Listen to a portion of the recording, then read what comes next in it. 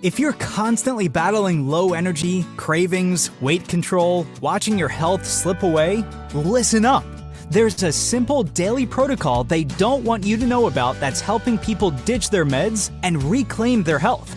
Up to 88% of Americans potentially suffer from some degree of insulin resistance. The Feel Great protocol is a simple 2-step daily system designed to help your body work with you, not against you. Step 1. Unimate, a powerful yerba mate extract clinically shown to boost mood, increase mental clarity, and support fat burning. Step 2. A patented fiber matrix called Balance. Taken before meals, it helps regulate blood sugar, curb cravings, and support healthy insulin response. That's it. No crazy diets, no meds, just science-backed support your body actually understands.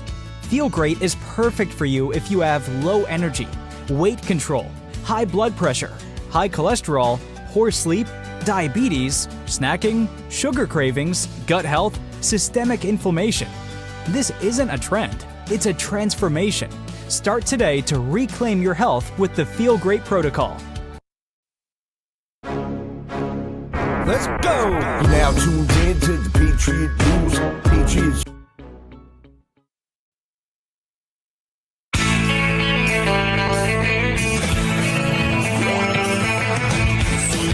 Told you life was gonna be this way. Your job's a joke, you broke, your love life's the old way. It's like you're always stuck in second gear. When it hasn't been your day, week, a month, even your year. But I'll be there for you. When the rain starts to pour, I'll be there for you. I've been there before. I'll be there for you. So there for you too. Smelly cat. Good evening, ladies and gentlemen. Welcome to Table of Titans. It is Thursday again, and we're at Fallout, the aftermath of the Epstein, life after Epstein, because last week we had the Eyed Wide Shut for our third version out there, and guess what? It's just getting a lot worse from a lot of the information that we're seeing out there. We want to show you some of this stuff as we go rolling forward. So I got Epstein, we got screaming testimony out there, we got notes in Congress, we have some crazy stuff happening with dual weapons down at the Texas border down there where they shut it down for a little bit, and we're going to send Tier 1 operators into Mexico. That's coming. They voted it down in their Congress. I got so much to cover. We got international with Rdoc, but we got the whole team here, Space Shot, Rdoc, and Tron. Tron, what is going on, my friend? What's up, guys? The most entertaining outcome is the most likely. What an amazing week. We're knocking it out of the park. You want the Epstein files? We're going to give them to you. Boomerang suicide, baby. Look here, not there. As boss is cooking in the background, a lot to get into. We are farther than 1 year into this third term, and I'm liking everything. Stock market's a little rough, but again, we are being entertained, and hopefully we're going to get some resolutions to many loose ends. Thank you guys for joining us. Hit that thumbs up, and let's rock and roll, baby. It's Titans. Exactly. Mr. Space Shot, or Rdoc, sir, it's your turn. Oh, thank you. It's my turn. Well, yeah, it's been kind of an interesting week. International is not going to go too deep and too broad today. We're going to discuss Iran and what's happening in Iran really quick. We got some things related to the Alexeyev attempted assassination that we'll cover. It's been tied now to Ukraine, along with another attempted bombing. And the Rada responded. We'll cover some things that happened just yesterday. The energy situation is really bad. We'll also get into Hungary. Trump has sent Rubio to Hungary to help Viktor Orban on top of the statements he made supporting Orban's candidacy. Very tight election. We'll get into what the EU is doing and some of the crazy stuff happening over there. We'll also touch on Netanyahu's visit to the White House that concluded today and what's happening on their pressure campaign to make sure they strike Iran and what Donald Trump's responses to that and how the negotiations are going. We'll touch on the fallout of Epstein across Europe. It is pervasive, and the Europeans are even starting to complain.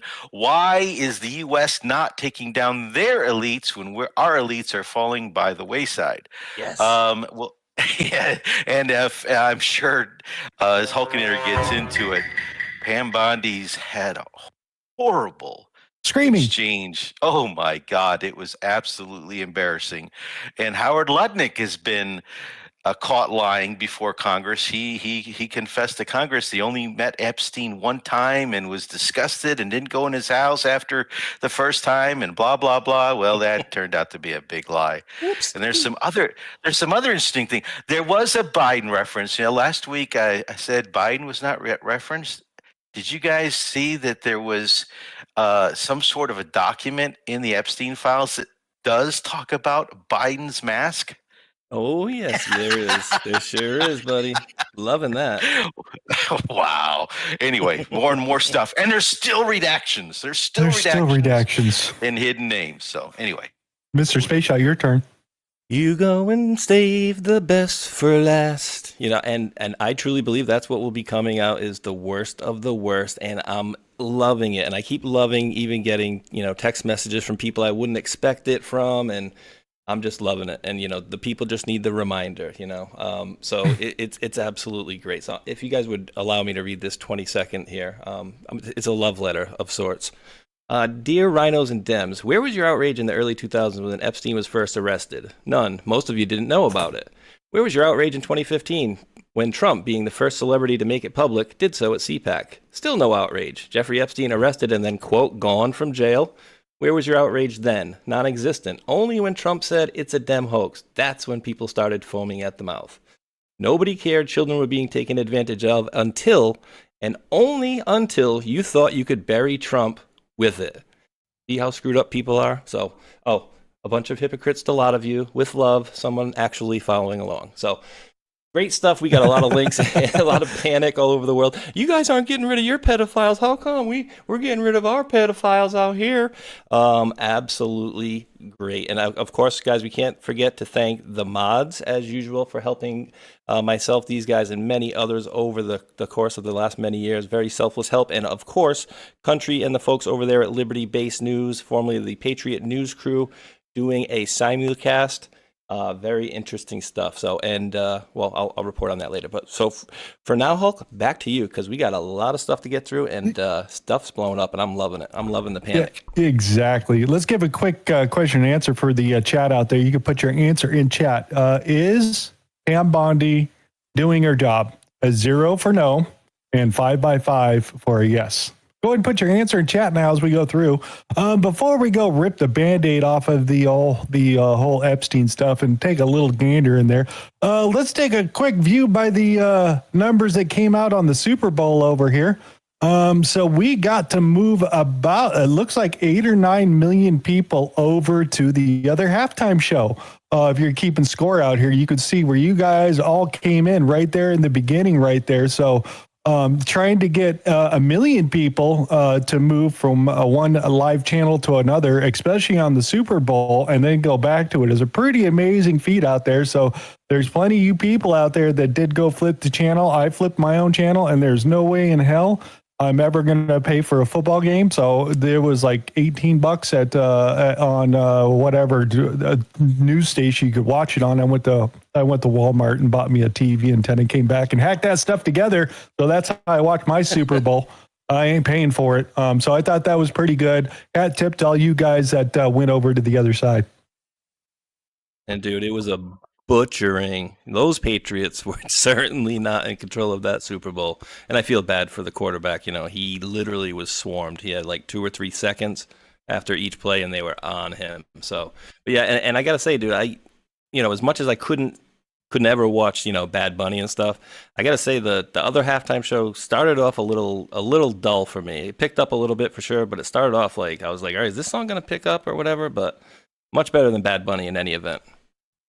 Yeah, so just to kind of put that into context, on the most watched Super Bowl in history was with Michael Jackson in '93 over here, just to give you deals. So there's 133 million people tuned in for the Super Bowl, but 1.3 billion watched the halftime show. Just in case you're keeping score out there. So 1.3 for Michael Jackson worldwide, and the United States is 133 million.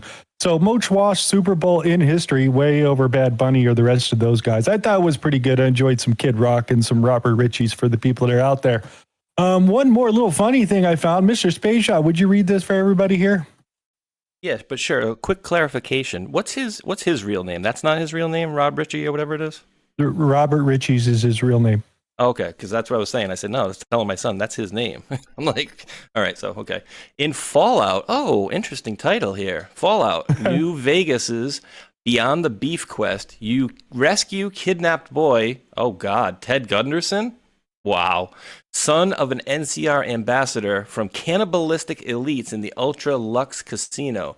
Real FBI LA chief, Ted Gunderson, warned Alex Jones around 25 years ago about Epstein's child sex trafficking island and elite blackmail rings. Did he really? Because so why was this guy not screaming about it for the last 25 years then? And we do know Ted Gunderson was talking about, I think they were saying they were doing it out of schools and stuff like that. I think they were taking him out of like tunnels, right? If I'm not mistaken, basements and tunnels and putting the kids to sleep and all sorts of stuff.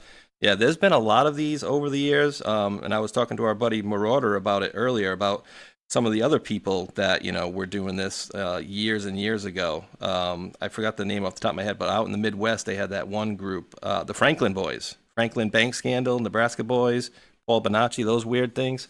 A lot of this creepy stuff's been going on for a very long time. Yeah, I just want to point out some of the weird crap that we found this week. Here's another one that you could read for everybody, Mr. Space Shot. You start with the date, by the way. Oh, the date is October 8th, 2012, 6:13 a.m. You should check that on a Delta Tron. Donald Trump posted on Twitter well before he was ever president. Got to do something about these missing children, children, because he spelt it wrong, grabbed by the perverts. Too many incidents, fast trial, and death penalty. No, Hulk, he's blocking for his friends, and he's a pedophile himself. Exactly. Well, we're going to find out here very shortly. Just let everybody know there was an arrest in the Epstein files. I don't know if you guys seen it. It is the person that is most shown inside the files of the 6 million files that we've seen out there. They've gone ahead and arrested the black box. This is the gentleman that's pictured in the Epstein files. They've arrested him, and they're going to charge him. So just to let you know, the redactor has been arrested. Oh, God, that's hilarious.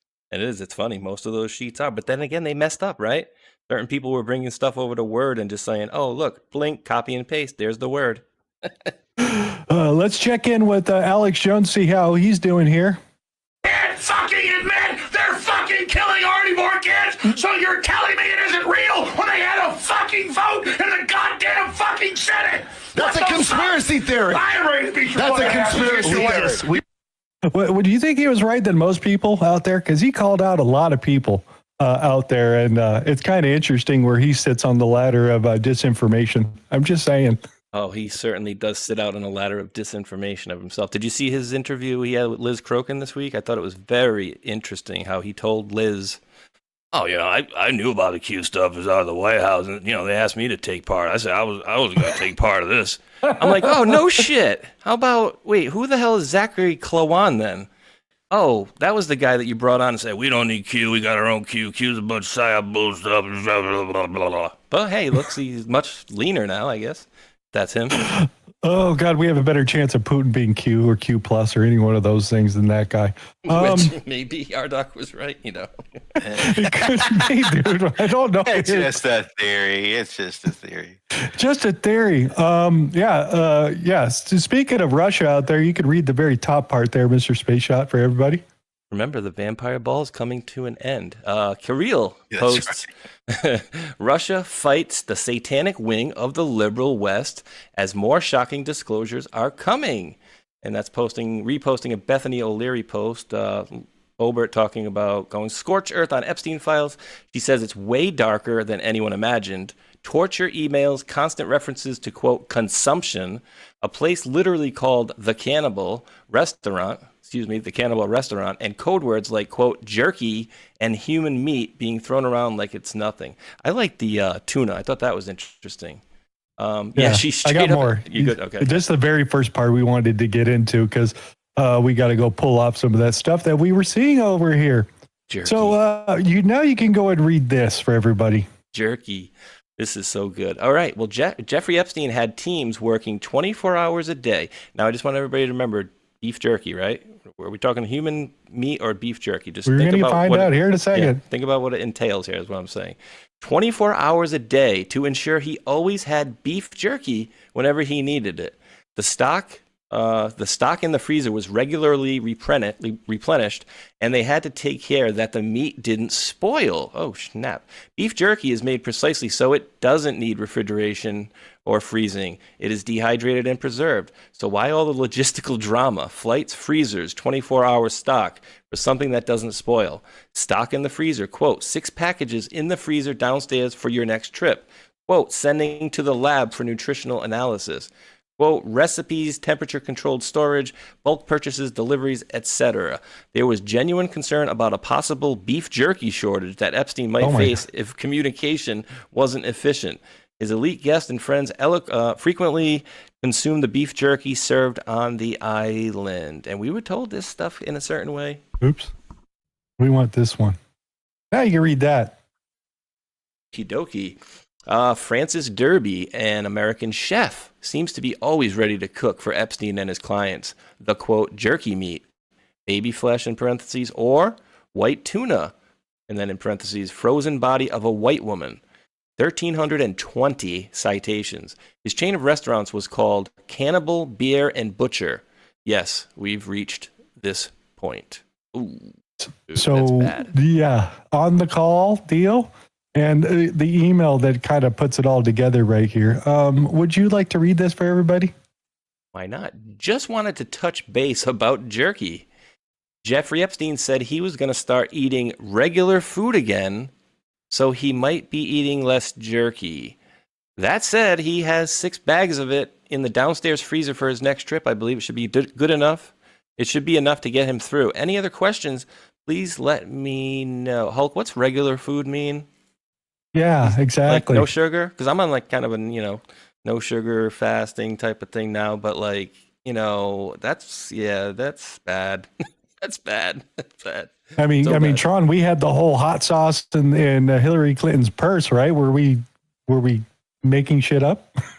Yeah, now it's funny to see all this coming out. Like, we knew it was this bad, but now normies get to see this, and now they get to experience the last, 7 years of our research here. So this is not necessarily a shock to us, and we also kind of theorized this was the idea behind Anthony Bourdain and why they kind of took him out and several others. But, this network just goes so deep, and it's disgusting. Even going back to Kate Spade and her bags and the red shoes. This is just the tip of the iceberg, and this is definitely painting the picture that this deep state exists and is still in somewhat operation. This is, definitely light bulbs for everyone, light going off.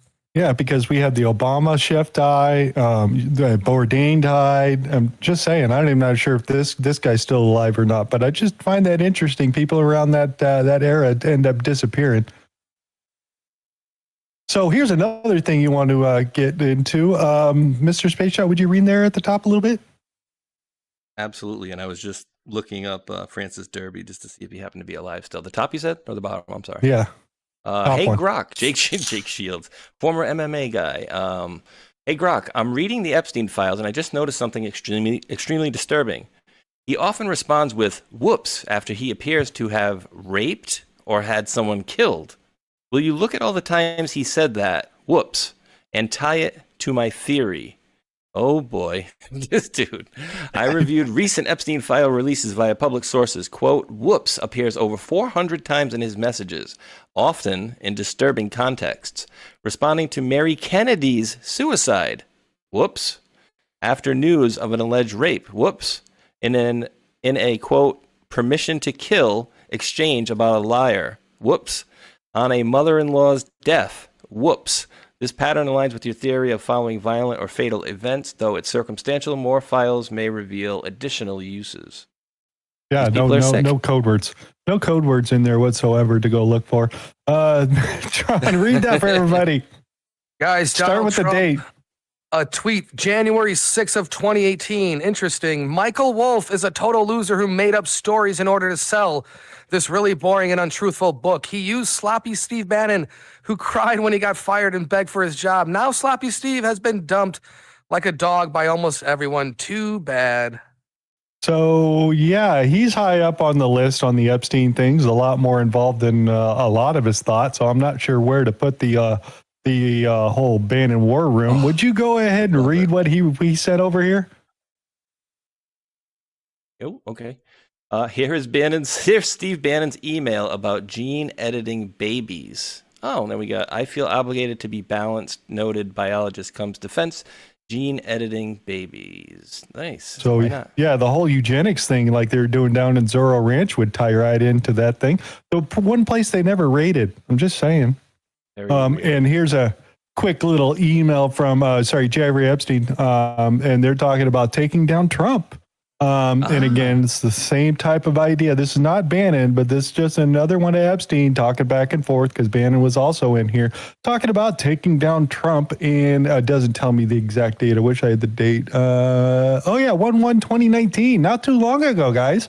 While he was still alive. Dude, think about it, right? Like everybody's like, oh, it's all these guys that are close with Trump. Well, we just showed you in 12, 16, he's saying Bannon's a fat slob. And then what does he do? He brings them in, right? Brings them together. I mean, I feel like he's doing this with a lot of people that we'll get into. I know Hulk will, and I know Rdoc has something on him, the slime ball, as I like to call him. But he's bringing these folks right on into the thing, right? And then all the time, he's thinking he's smart as hell. Like, hey, we're gonna get over on Trump. He knew what you were the whole time, Bannon. Exactly. He's the worst interviewer. Hulk, hang on. Oh my God. Whoa. How anybody goes on that dude's show, I'll never understand. Exactly. Here, also ran by this one over here, as long as we get Howard Lutnick inviting Jerry Epstein to a fundraiser for Hillary Clinton in 2015. Yeah, they knew each other. They all hung out. They were all floating money between the two. And don't forget that Lutnick was a longtime neighbor of Epstein for a very, very, very long time. So, yeah, they know each other a little bit. But this is kind of the same type of relationship that Tucker Carlson and Hunter Biden had. They lived next door, remember? They're good friends. But the issue with Lutnick, I think, is a little bit different. The White House is going to stand by him. They made that statement today. But he got before Congress during confirmation hearings and lied. And the situation becomes like a Mandelson one. What did Trump know and what didn't he know? What did the administration know and didn't know? And that's what's tearing Starmer's administration apart. And a lot of people the statements made by the Speaker of the House Johnson today, just bad. It's bad. Oh, it doesn't matter. He's a good Commerce Secretary. It does matter. You can't do this before the midterms, guys. Yep. It's dangerous. It's big dangerous. I agree with you 100%. And speaking about that, let's get that in here. You've urged people to move on, but I'm curious, why do you think your supporters in particular have been so interested in the Epstein story and so upset about how it's been handled? I don't understand it. Why they would be so interested. He's dead for a long time. He was never a big factor in terms of life. I don't understand what the interest or what the fascination is. I really don't. And the credible information's been given. Don't forget, we went through years of the Mueller witch hunt and all of the different things, the Steele dossier, which was all fake. All that information was fake. But I don't understand why the Jeffrey Epstein case would be of interest to anybody. It's pretty boring stuff. It's sordid, but it's boring. And I don't understand why it keeps going. I think really only pretty bad people, including fake news, want to keep something like that going. But credible information, let them give it. Anything that's credible. John, would you tell me why it's important to the American people that this Epstein debacle gets solved or at least come to a head to show America? Anything important you could come up with? I don't know. It just shows how the deep state has operated the last several years, blackmail corporations. And this is mostly the point where, it's, boss is kind of like pointing the finger, pointing the spotlight. Here's where we need to look, even though he says it's boring. And that's where the gold is. That's the keystone. That's how this whole thing has been operating for such a long time. I mean, the 16-year plan probably couldn't have been completed without a little help of that Epstein action. So this is where we're at in 2026. And the fact that, everyone is under a microscope now is exactly what we need. And the fact that we have the left, the right, and the world is watching this. This is kind of what we like here. We're not crazy conspiracy theorists anymore. Now we're now we have a little bit of truth behind us. So they're gonna have to find some more conspiracy theories. And boss has put himself out there. There's nothing to look at. Oh, Trump's in the files. Well, guess what? He's innocent. And now you need to actually start looking at those that are guilty. So this is working out exactly how I thought it was going to work out. But again, we need closure. We need justice. And Virginia Guffrey trafficked people to someone. We need to find that out, right? So we'll get there. Do you think he's trolling here in a subtle manner? So, because that's what I'm thinking here. No one would have known about these files until boss brought them out and said this is a hoax. There's nothing here. And then boom, everyone wants to get into it. And this is where Massey even becomes a useful idiot.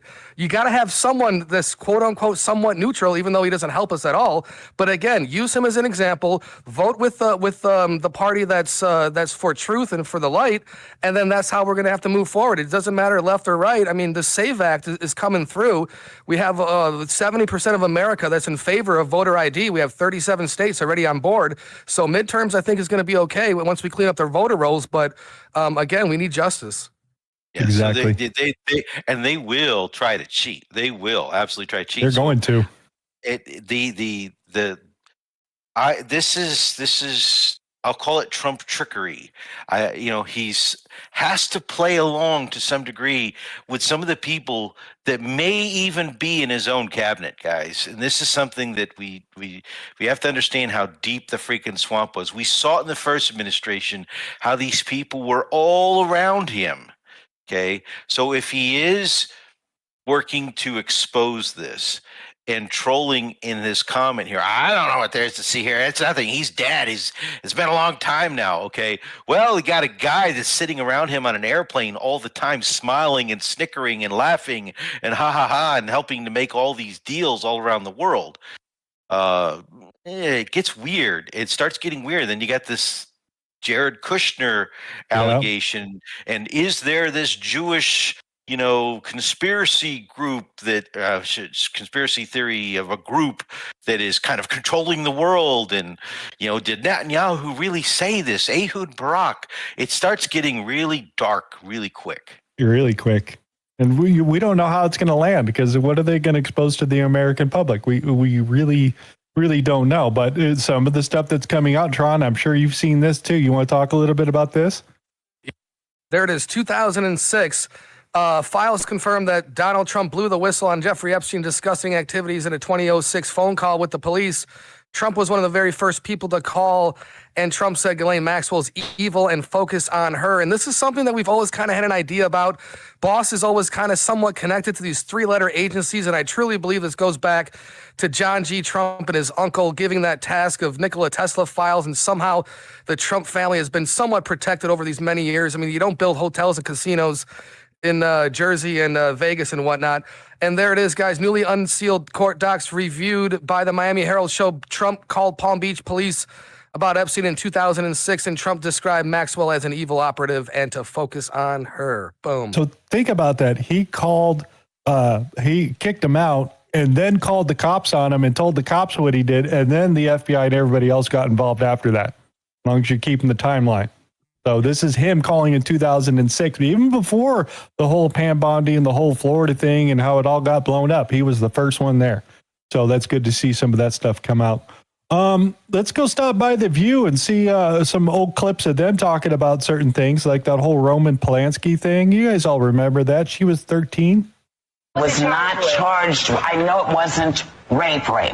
Yeah, there is a statutory. Child molest, maybe? I'm not sure. It was something. No? It was something else, but I don't believe it was rape. And when we get all the information, somebody will tell me in my ear. All I'm trying to get you to understand is when we're talking about what someone did and what they were charged with, we have to say what it actually was, not what we think it was. Oh, yeah. You guys always have to run your disclaimer there for your lawyers because you lie a lot. I'm just pointing that out. But yeah, it wasn't rape. What the hell are these people thinking? Just want to put that back out there. Gave her alcohol, took nude photographs of her, had sex with her, did all sorts of things. I don't know. That's pretty much rape when you're 13 or any age, really, right? When you make somebody inebriated and take advantage of them. Rape. Yeah, wow. Exactly. And I would like to bring this back up because I think this is probably the most poignant thing that any one of our politicians have said in a long time. And what she says is very important. It hides in plain sight. Epstein was hiding in plain sight. We all knew about him. We all knew what he was doing. But we had no one that was, legal aspect that would go after him. They were afraid of him. For whatever reason, they were afraid of him. All of a sudden, someone said, BS, we're not afraid of you anymore, and what you're doing is not only wrong, it's illegal, it's, all those things. It's like a house of cards now. It's going to start tumbling, believe me. And these guys, if they don't leave the country, number one, they're going to get caught, and they're going and they, not only will they get caught, but they're going to be made examples of. And that's exactly what we should be doing with these guys, especially. I think America is waiting for that example, to be honest with you. Waiting for a long time. You can ask her husband about that. She left on her own accord, yeah. I mean, again, talking about control and things like, so I think we can all agree that McCain was not, dead from cancer or whatever it was. A boot on one leg, a boot on the next one. 2 weeks later, all of a sudden he dies of cancer after we were told 30 days, right? And then so they had control back then, but they lost it. I don't know. Oh, look at that! How about that? That's a smart dude right there, dude. That's a great post. 17 likes. I just want to throw it out. She was in the human trafficking group between 2013 and 2021. So she's been around for a while dealing with child trafficking. So, yeah, that didn't help out too much, did it? Nobody could do anything. And then somebody said, BS, we're going to get him. Well, who was that? Yeah. And just to throw this out there for all you Waymore fans out there, remember the whole furniture thing we were talking about? Mr. Space Shot, would you read that for everybody? You talking about Wayfair? Yeah. Here's an email from Epstein sending Woody Allen chairs from Wayfair as a gift. Typical billionaires don't gift each other cheap furniture.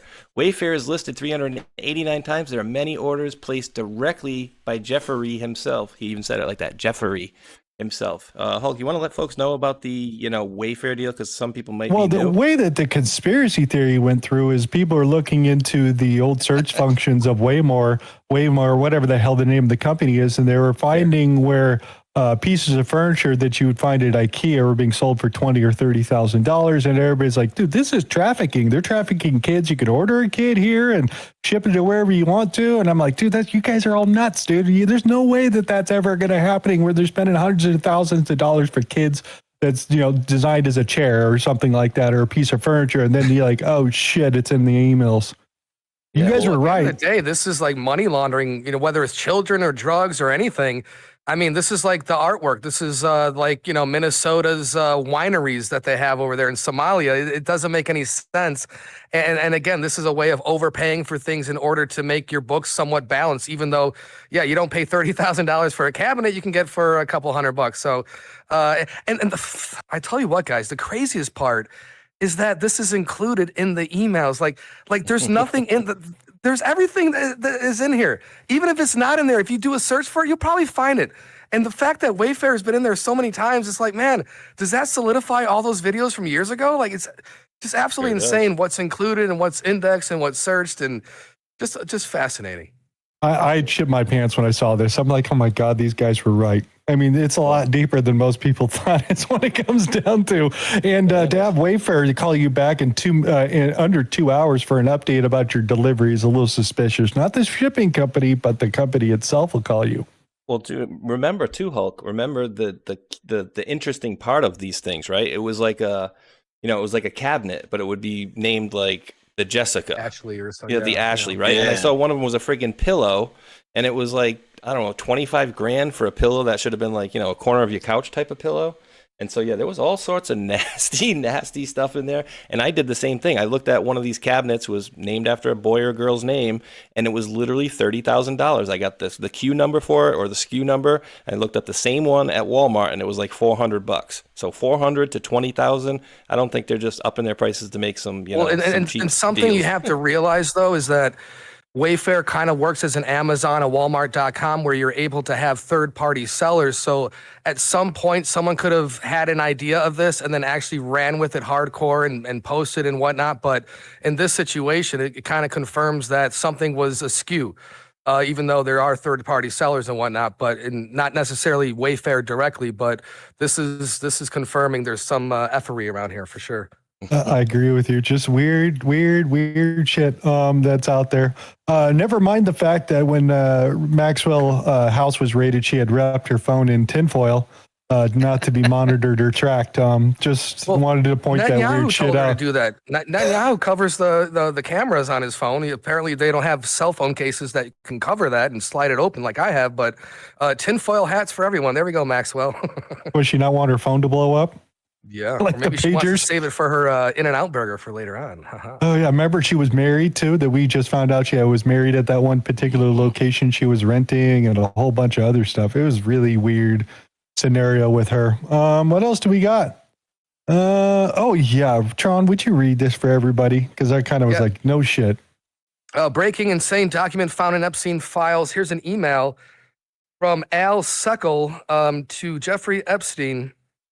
Hacking Wiki again. They have all sorts of protection around you or around your mugshot picture on Wikipedia, and so we are hacking Wiki now to remove it and replace it with a photo that you want to send, or that you sent, which will have the headline Jeffrey Epstein, businessman, philanthropist. By the way, we took out you in the sex offender category, removed the headline in the beginning sentence from Wiki that also stated sex offender, and now it just reads businessman and philanthropist. We recorded the IP addresses of the people who were going in and out and changing the edits. Wow.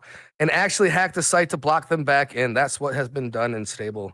Wow. Oh, wow. It's pretty crazy because remember, that's the job that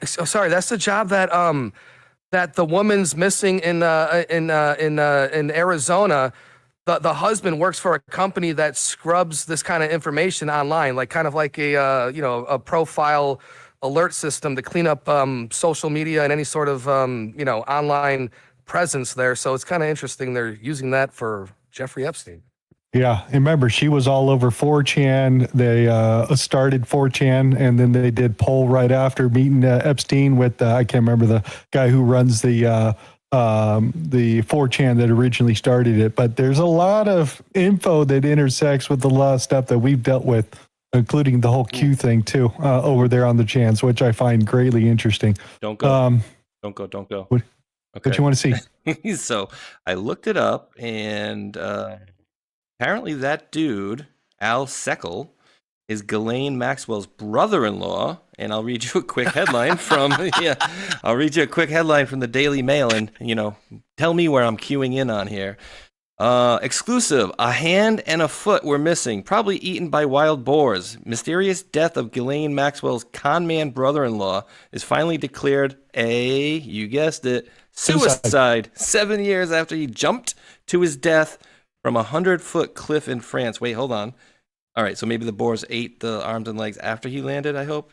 Is what they're going with? What the hell? Maybe. Oh, life is just crazy. Let's keep going. I got more crazy to get into, and we're only 40 minutes into the show so far. Read that for everybody, Mr. Space Shot. Wow. Epstein ordered $2,000, quote, Massacre of the Innocents painting for the Zorro Ranch in New Mexico. It illustrates the biblical massacre of male infants under 2 in Bethlehem. Okay. Quote, it's the large 9x9 canvas that we displayed in the entrance where they're killing babies, Epstein's assistant. Quote, maybe a quote. This is the same location where victims recounted feeling like, quote, human incubators due to his obsession with a, quote, superior gene pool.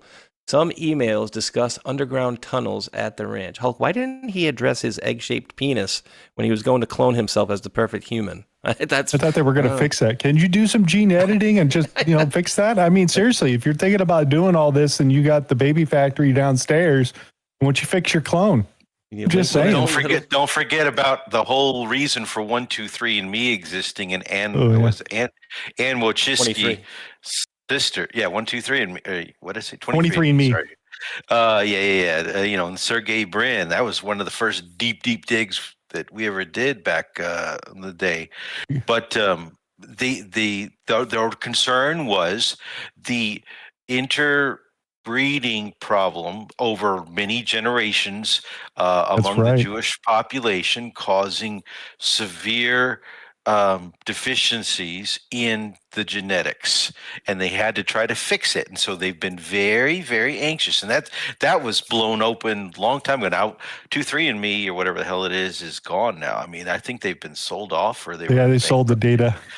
Yeah. That sucks for everybody who did their gene editing out there. So ran by this story, and I am quite surprised on this. This is a long video. We're going to play just a couple of minutes of this. Talking about the funding of some artwork and whatnot that they're financing with. We'll start out with the very first part here. I think I just solved the biggest art heist in the world using the Epstein files, and there is a $10 million reward if I did. This woman just found two of the most famous missing stolen pieces of artwork in the world in the Epstein file. She asked for help, and oh boy, did we find some art crime. Maybe some money laundering. Definitely a noise, and I'm going to document dump canvas. So going forward, he's talking about AI, millions and millions, what he's doing. Multi-billion-dollar all at once, like real quick. On its first query, it brought back 40 candidates about artwork. Then it said, whoa, remarkable discovery. They reveal an extensive multi-billion-dollar art collection held within complex trust structures. So it's like, all right, digging deeper. Goes back out and looks for more. 40 more sources come back. Picked the 22 best ones. Then, now let me search for specific references to art being used as collateral or in financial transactions. 40 more candidates, 22 best results. Now that it has all that information, like 60, 80 results, then it searched for specific connections between art collections and Epstein or his associates. Comes finally back with 17 last results, and bam, the $1 billion art collection in trust structures. Everything I'm about to show you in this little section came from asking that one question in just plain English. And when you get into this tool, you can do the same thing with any question you want, so just keep that in mind. The documents reveal an extraordinary art collection worth billions of dollars held in complex trust structures with clear connections to Jeffrey Epstein's financial network. The collection includes masterpieces by virtually every major artist in history: Picasso, Van Gogh, Matisse, Monet, Cézanne, Rembrandt, Michelangelo, Leonardo da Vinci, Malevich. But wait, Ian, you said there would be sources. Scroll down, and right here, it's citing its sources in red. Boom. So he's putting together the list that have invested in this particular group. They're using the money or this pool of artwork to take loans against is what they're using this for. So they're staying outside of the financial network and then using this as a loan guarantee that they can go borrow money again to. So he asked them to basically look at the artwork, look at the structure of the companies. Where's all the money? It's like $40-50 billion worth of money that they're playing with between these elites themselves. And then asked it to go back and look for the stolen artwork itself. And it comes back and says, yes. Already more kids, so you're telling me it isn't real when they have a fucking vote. Thank you. Thank you. Get back to that one over here. That was good timing, man. Yeah, right. Sorry, you can keep going. A bunch adds context, keep searching the library over and over recursively. You are absolutely correct. I found both Rembrandt works you mentioned in the estate tax and financial documents. Here's what the records show. I'm just going to scroll this answer real quick. All the red are sources. And now I want to bring your attention to the canvas where we've organized it all nice and neat like. So this is all Leon Black's estate, worth almost $4 billion as of 2014. Wonder how much it's worth these days. This is the guy that we're talking about, and I just want to bring your attention to this headline. Lawsuit alleges billionaire Leon Black AR'd autistic teen at Epstein's townhouse. So yeah, fuck this scumbag right at the start here. He's one of Epstein's closest confidants. Good friend. Sorry, my mouse sucks. Show it. So basically what this little video, I'm going to drop this for everybody. What it shows is Epstein taking a collective artwork, putting together in a little fund that they could borrow against and feed it back and forth. And then this one lady found two stolen paintings from the Epstein files that were released out there, and she wants a reward for $10 million against it. And he went a little bit farther and basically dropped all the codes on how these guys are funneling all this money and then found the stolen artwork. So I thought that was really interesting. The video is pretty good. I'm going to drop it for everybody.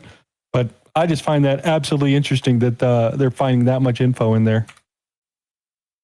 I mean, dude, how many emails are out there? I mean, they said, oh, we still got another batch of like 1 million to come. So, I mean, there's got to be millions and millions of documents out there. But yeah, they were into all sorts of shady stuff, dude. So yeah, it's crazy. So artwork out there for flooding the market. What else do we got out here? Oh, look, it's already deleted. That stuff's going away quick. What else do we got? Oh, that was the Pam Bondi clip out there in the beginning. We might as well get into some screaming and whatnot there because this is where we're at today. Here, didn't see one tweet, not one. I didn't see one tweet when Joe Biden was in office about Bill Clinton. Didn't ask Merrick Garland anything about Epstein, not once. When he was weak sauce. And also, I want the record to reflect that, you know, with this anti-Semitic culture right now, she voted against a resolution condemning. Oh, is Jewish. I just want to be clear. Do you want to go there, Attorney General? Or do you want to go there? Are you serious? Talking about anti-Semitism to a woman who lost her grandfather in the Holocaust. Really? The committee will be in order. Talk to Jared Wise about anti-Semitism. The ranking member knows that. So that's pretty much the way most of it went through. News is reporting on her bringing in the paperwork from the search results of the people that were taking a look at the Epstein stuff and brought that stuff forward to see what they're actually searching in these said files there. It's set up on a Windows 95 machine, which I find greatly interesting there, that these people were able to go and search, and the DOJ was monitoring every search term these people were using, and then she showed up with a big book of them of everything they were searching at and looking at. Wonder what they were looking for, guys. Thoughts? Who knows? Stuff against Trump? Oh, of course. Always. Anything. That's always the answer. Always. Just throwing it out there, some of the interesting stuff we saw from them. And then again, Russia. It was Russia. Yeah, and this is them, CNN, talking about the supposed search terms that they have. They have closer pictures and who was there, what they were searching for, what they were looking for. Not a lot of people looking for Trump. I find that quite amazing. They're all looking for other stuff out there, and a lot of them were searching their own names. Oh, God. Oh, am I in there? Jeez, I only went over there once. Am I in there? Oh, God, thank you. Okay, so where do we put Massey over here? He's got a 5-minute clip down here, but they're having an argument about how they went to go look at the names. He knew that Les Wexner's name was in there, including Trump's, and then they complained that you should have these people unredacted. There's like 6 or 8 names they want unredacted, so you could take a look at them out there for the people that were supplying for the child trafficking here. And then she's, I did it in 40 minutes and added them back, and you can go look at it. And then Massey's like, we got you red-handed. You were trying to block it the whole time. What do you guys think? Who the F is that guy? I like it. And, you know, just kind of, and I'm not sure about Massey, but somebody had mentioned, like, you know, Trump and being told things like MTG specifically, right? Like, oh, he told me if I let this stuff out or if this stuff gets out, a lot of his friends are going to be in trouble. You really think he confided in MTG about anything? Anything. So that's just how I read that. I don't know. I think it's, you know, a big spectacle. Track who it is that obscure. That's pretty much what I come up with. It's always been a spectacle. It's just, where does the truth lie? I mean, he's been out there for years. I mean, we've known about Les Wexner for years now, right? He's not a secret. So, yeah, why it's bother? The other names. Yeah, why bother? It's the other names that are blocked that these people now know that they are now talking about, the other 5 or 6 names. And it goes deeper than that. It's like, okay, so like, we'll get into the European stuff here in a second, but when you peel back one name and you peel back the onion, and I think one of the questions that was asked that was really important was, and that Massey did ask her, and Nadler even asked questions, and when Nadler asks good questions, that little potato man Nadler, that's like, but she obfuscated. She didn't come back and answer the key question that Massey gave her a great opportunity to help clear everything up. What did you do to investigate the people that didn't do this. What did you do to them? You know, not what did Merrick Garland do? What did you do? And she changed the topic and wouldn't answer and got off sidetrack. And oh my God, it's just bad optics, really bad optics. The stock market's at 50 grand. Don't worry about the kids that are being trafficked. I mean, like what? Benghazi. That's like Hillary. It's actually worse than Hillary Clinton Benghazi. What do we care? What do we care? It's Benghazi. Oh my God. We'll see if we get into it. What else I got for you when I want to dance around Congress here for a little bit? So evidently, Massey and Canna forced the DOJ to disclose the 6 identities. Do you want to read some of those, Mr. Spaceshot, so I don't butcher them? Like I'm going to do much better. Let's see. Salvatore Nuara, Zurab Mike Ladzi, Leonik Leonov, Nicola Caputo, Sultan Ahmed bin Sulayem, and billionaire businessman Leslie Wexner. Leslie. So that's the saying. Those are those names. I haven't heard only Sultan. Leslie Wexner. The rest of them I haven't really heard of. So just throwing that out there. I'm not saying those are the names. This is the names he's saying that are coming out. What else do we got to throw in here? Sultan. Thank you. Yeah, we could skip more of her testimony over here. She's going out for Jasmine Crockett, get with the book and talking about her corruption and just kind of bypassing it. But everybody's asking Lutnick this. People about your interactions with Epstein? Did you have any financial involvement with Jeffrey Epstein? Step back. Why did you keep contact with Jeffrey Epstein after he pled guilty to sex crimes? Come on, give us some space. Give us some space. What do you say to the Democrats calling on for you to resign? Give us some space. Mr. Epstein. That's pretty much what we got out of him. So that exactly. So that is something interesting to pay attention to.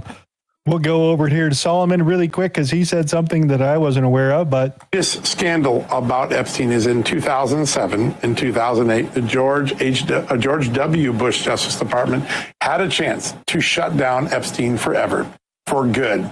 They gave him a pass. They gave him a non-prosecution agreement. Then the prosecutors in Palm Beach area gave him a tap on the hand with a prostitution charge, and he basically walked off and continued for another 10 years. It's hard to lose sight of that. 2007 and 8 is the tragedy that nobody really talks about very often, but it is the starting point of this failure to bring that network to pass. And I want to just remind everybody of that. Now, so I had forgotten that was under the Bush administration itself, and they had the whole deal with Mueller trying to keep it on state charges and don't leak out that he's an intelligence asset and give him some day camp in Florida. I had missed that George Bush was in office at the time with that. So just make sure everybody's keeping together the chain of events. Hulk, there's also a lot of stuff going around about Lutnick and 9/11 as well. Basically, everybody was it Cantor Fitzgerald? Apparently, everybody there except for him, including his brother, died. Everybody died except for Howard Lutnick because he took his kid to school that day. I thought he got the phone call. Don't show up to work.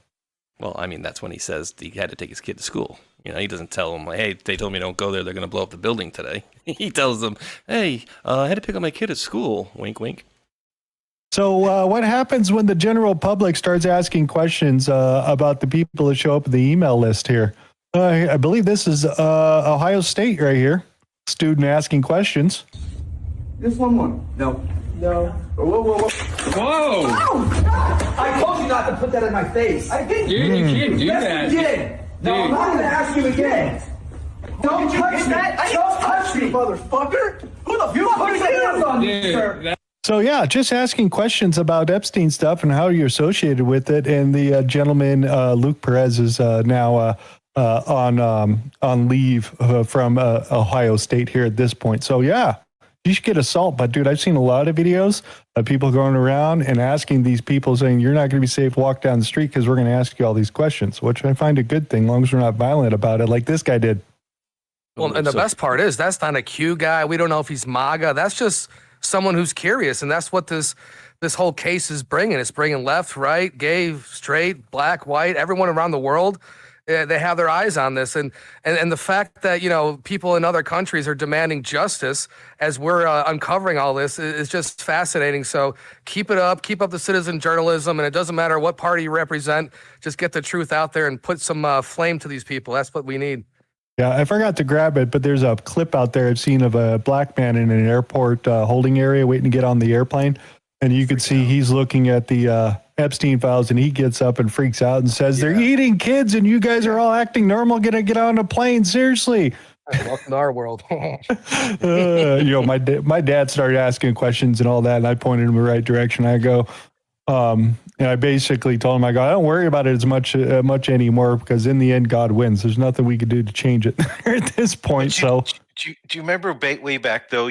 Once we started digging into this stuff, we had to kind of be careful posting it because we would be taken down by YouTube or whatever. We're getting it. If you mentioned Pizzagate or anything like that, people were just getting slammed left and right.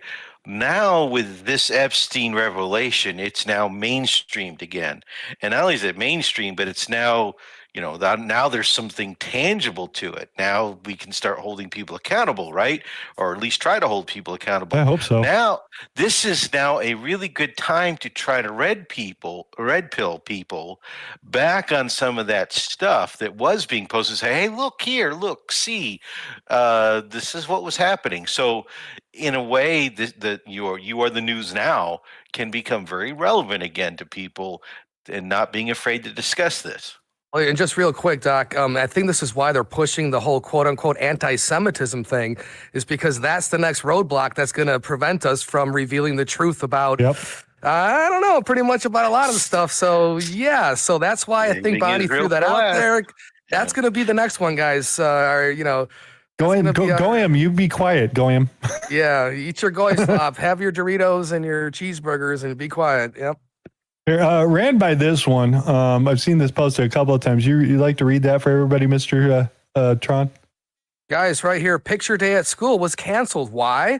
My school just announced that Picture Day is canceled tomorrow. Apparently, there's been a huge wave of concerned parents claiming Life Touch is mentioned in the Epstein files. The school says they're canceling and having lawyers review the contract. I'm not usually one for conspiracy theories, but the idea that someone like that could have access to school photos nationwide is honestly disturbing. It makes you think about how Epstein identified and targeted vulnerable kids and families, especially in rural and low-income communities. This whole situation feels like something out of a horror movie.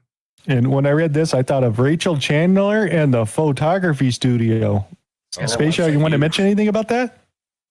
Yeah, and just to touch on too, Rdoc's point about and it's funny you mentioned that too, because that was one of the names of a person that I've got 2 separate videos removed from because I mentioned Rachel Chandler, right? And we can talk about this stuff now, but remember, she was like I call her like the chameleon, right? She was the girl who was like the honeypot.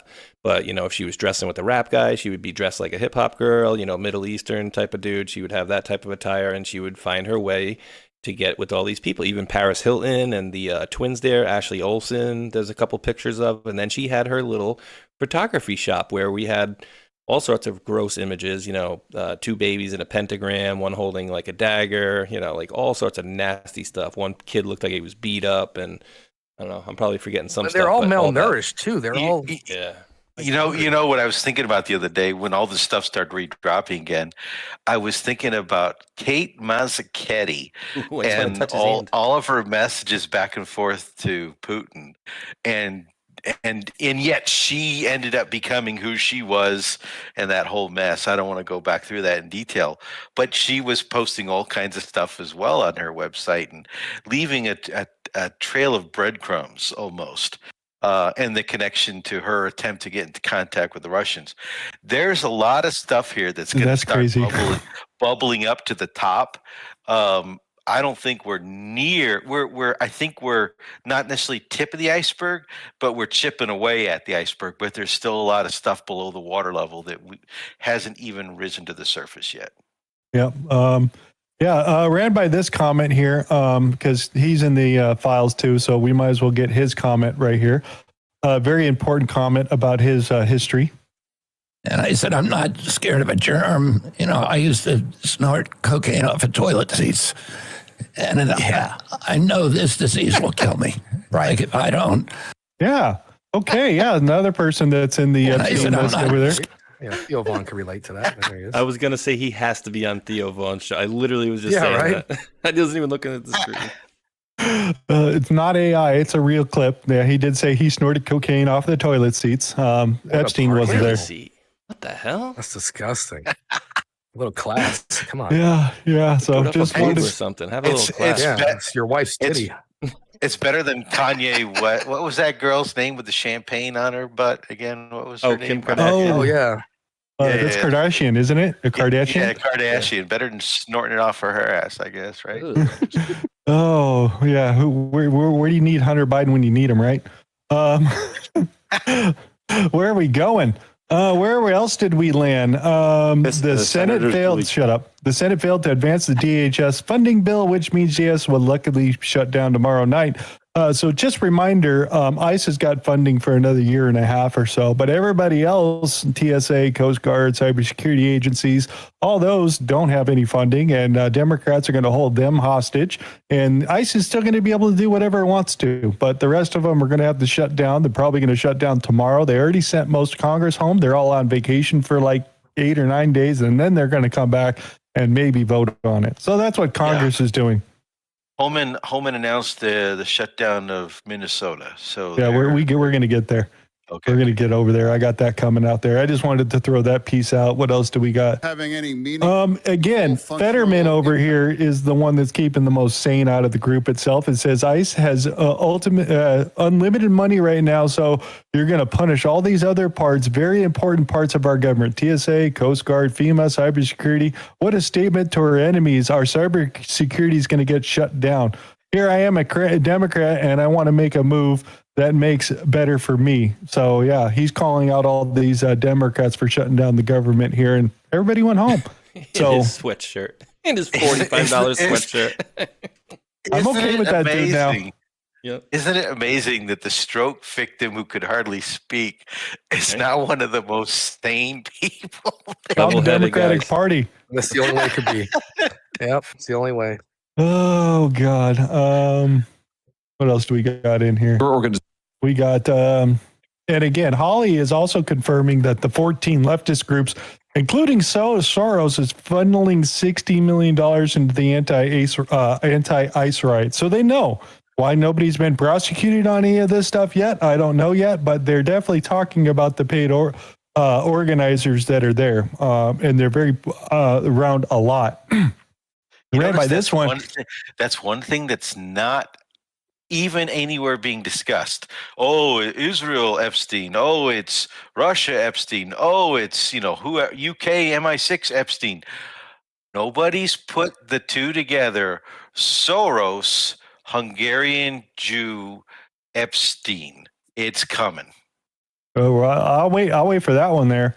As long as we're talking about leaking information or whatnot, they're talking about it here. It says ICE Director Todd Lyons testifies that ICE was about to conduct a large operation in Aurora, Colorado last year, targeting apartment complexes of suspected TDA members. ICE gave the heads up to local authorities. They leaked the information, and it was empty, and there was a whole bunch of protesters there. So yeah, Colorado's got a big problem over there, guys. So we're probably going to see this pop off very shortly too in other states. So I'm just letting you know what they're testifying at. That's the same area, right? That's the same area, and specifically those very same apartments, right, that were being taken over by the gangs, right? Yep. And so not only did they not fix the problem, but they gave the bad guys a heads up. Like, you got to be some real scum to do that. Real scum. Just like the Georgia's FBI head over there at the field office gave the heads up to the people over in Fulton County. Hey, FBI's coming tomorrow. We're going to talk about that here in a minute, too. What else do we got? Oh, yeah. So, yeah, Todd Lyons also revealed leftist protesters have videos of his wife walking down the street and calling for her to be killed, in cartels actually posting schematics of his house. Hey. So it's getting pretty bad for him as they get down there. So just to kind of throw some of those out there. Of course, Ellison was given testimony in Congress. It went like a shit show. 7 minutes of yelling back and forth. He's not going to own up to anybody or anything here at this point. So there's your Keith Ellis, Mr. Antifa Handbook himself. Chief Law Enforcement. That's basically protecting a lot of the Somalis that are there. What's happening because he met with some of the people that are being prosecuted by the FBI just a couple of days before they all got arrested and busted. So yeah, I'm not sure when they're getting around to him, but it was a shit show on his testimonies there. But Holman over here says that they're packing up their ground game and heading out the door. With that, and success that has been made addressing public safety threats and other priorities since this surge operation began, as well as the unprecedented levels of coordination we have obtained from state officials and local law enforcement, I have proposed, and President Trump has concurred, that this surge operation conclude. A significant drawdown has already been underway this week and will continue. So some of the important numbers to be paying attention to, which they did announce, that they got 4,000 criminals off the streets that are legal immigrants, and they rescued 3,800 children. Did anybody hear that? I didn't hear that until I went and looked at the information out there. So there's some big headways that are happening there in that particular state, and I think they honestly, stop talking.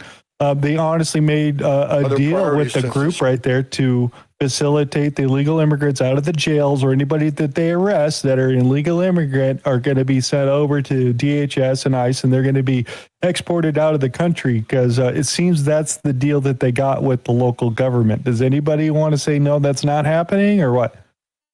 That's how I understood it. And just really quickly on the last guy that you were showing, Ellison, he was all over the drops too. Number one state sponsor of terrorism 2013, Rep. Keith Ellison, Minnesota, Andre Carson, Indiana, New York, blah, blah, blah. So who met with, why would 3 Democrat congressmen meet with Iranian, think about that in the news lately, Iranian President Rouhani, number one state sponsor of terrorism. Oh, Keith Ellison and some of those other folks. So he's all in the drops as well. 6 posts to be specific. Yeah, that's good. Thank you for pointing that one out. What else do we got for you here? Oh yeah, here's the other thing. ICE Director Ton Lyons testifies that ICE is currently tracking approximately 1.6 million illegal aliens with deportation orders in the U.S. and approximately 8,000 to whom have criminal convictions. So that whole AI thing that they're all talking about with Palantir, and then they solidified the IRS and the Social Security with DHS. We're sharing information. It's been solidified in a executive order to share information across that. So another agency can't come in and say, no, we can't do that. It's kind of set in as a executive order here at this point. But they're tracking these guys, and I think it's another reason why they're leaving Minnesota, because they already know where the guys are at. Wait for it to die down and then go back and swoop in and grab the people they can go get. Because have you guys seen any ICE protester videos come out in the last week or so? I haven't. They seem to be disappearing. Nope, gone. They got what they wanted. Exactly. Well, we got what we wanted. Mm-hmm. We did too, a little bit of shoot. Here, you can read that headline there, Mr. Space Shot. Update. Oh, wait, update. They thought they were untouchable. U.S. seizes 134 acres in Texas used by Mexican narco cartels. Oh. So they rolled them up going through Texas over there, and then took back the operation that they were facilitating drugs and illegal immigrants out of there. So that just happened just a little bit ago. So they ain't slowing down going after these narco terrorists. They're continuing to move on. Remember, we were talking about this, I think, a week or two ago when the whole Minnesota thing blew up. I'm like, okay, what about, and the whole Maduro, Venezuela thing, what about the narco camps, the terrorist training camps and enclaves inside the Texas border, inside the Arizona border? This is going to help uncover those as well. Yeah, I'm more concerned about the Muslim terror groups that have some of those. Because remember that one down in Arizona where just remember the one down in Arizona that they found, and there was a bus buried in the bottom of the ground, and they were sacrificing a kid, part of their religion, and then the FBI showed up and buried everything, and they didn't do any more investigation. Yeah, I remember that. Here. The military is the only way type of thing. Here, ran by this right here. Shocking trucking company. This is in random suburbs in Minneapolis. In these 600 homes right here, how many trucking company headquarters do you think are in this 600 homes right here? Well, 1,100. There's only 600 houses in the picture, sir. That's okay. You can have more than one company per house. That's why I thought it was more ridiculous. Yeah, 1,100. So there are 250 of them. Well, now a trucking company can be an independent operator. Yes, So you're a guy exactly that right. has his own truck could be. But they're saying these are the illegal groups, the Somali groups that are here in Eastern European. So they're pointing out where all of them are at. Just as a random deal, I went and looked up all the trucking numbers. So just to put that out there, we got an international trucking problem with the illegal immigrants. Just saying. Just saying. Oh, no. Oh, yeah. So Bosenberg tries to run out the clock again about the Alien Enemies Act over here. Mr. Space Shot, would you like to read the yellow parts for us? I would love to. The government's responses essentially told the court to pound sand. This is actually a memo, huh? The court will now order the government to facilitate the return from third countries of those plaintiffs who so desire. Huh. So, yeah, we told him to pound sand. He put that right in the thing and says, yeah, we're Aliens Enemy Act. This is going to go right up to the Supreme Court and be challenged again, too. So, yeah, good luck. It's his paperwork, but I just thought it was funny. Good luck, Boseberg. Okay, let's take a look at numbers here. Here, you can read that for everybody, Mr. Space Shot. Okie dokie. Here it is. Doge confirms. The illegal aliens who were issued Social Security numbers by the Biden-Harris terrorist administration 270,000 in 21, up to 590,000 in 22, just under 1 million in 23, and in 2024, almost 2.1 million on its way out the door. So what does that look like on a national level? Well, they went and looked at the numbers over here, and let's see what we got. 28% of U.S. voter verification have no match at a Social Security Administration. Only 28% of the U.S. voting in America don't match up to Social Security number. All those numbers we're looking at there are well under what it's supposed to be. Then when you start to look at that on a regional or a city basis, then it starts to jump up. You're going to see concentrations. And you got to remember, when Trump first came into his first administration, the Muslim ban that caused all the hubbub in the Southern District of New York, and everybody started criticizing that. Well, that was because we were Obama administration had started importing, I think the number was initially 250,000 Syrians with no paperwork, no documentation. We had Biden immediately do the Afghanistan thing, and thousands and thousands of Afghani refugees and other Middle East. This was how they did things, not just with the South American coming up there through the the Caribbean and whatever into Mexico and into the border, but also through Canada, also in the way we brought the Middle Eastern folks over to the United States. This was all part of the elite little plan that flows into that same network that Epstein's part of. It's all part of their plan to disrupt the way that our life is being run. It was intentional. Merkel did it in Germany. The Europeans did it in other states and other countries. And the United States, it was Obama, supposed to be continued by Hillary, continued by Biden, and Trump's been trying to shut it down. 16-year plan to destroy America. What else do we got over here? President Trump has instructed the CIA and other spy agencies to hand over intelligence related to 2020 election. Attorney Keith Olson. This is the one that's taking over the election deal. He hit Fulton first, had the Missouri magistrate sign it, a warrant to go get those particular boxes out there. So they're going to all have a meeting together. They want everybody to show up at the Secretary of State's, and they want them to bring in more information, and they're going to give them guidelines out that how they're going to run their next election. So this is interesting. CIA is going to respond. How do you guys think the CIA is going to respond to the request from the DOJ? Not good. We burned it all. It's in a burn bag. No, We found they're it. just not It good. burned.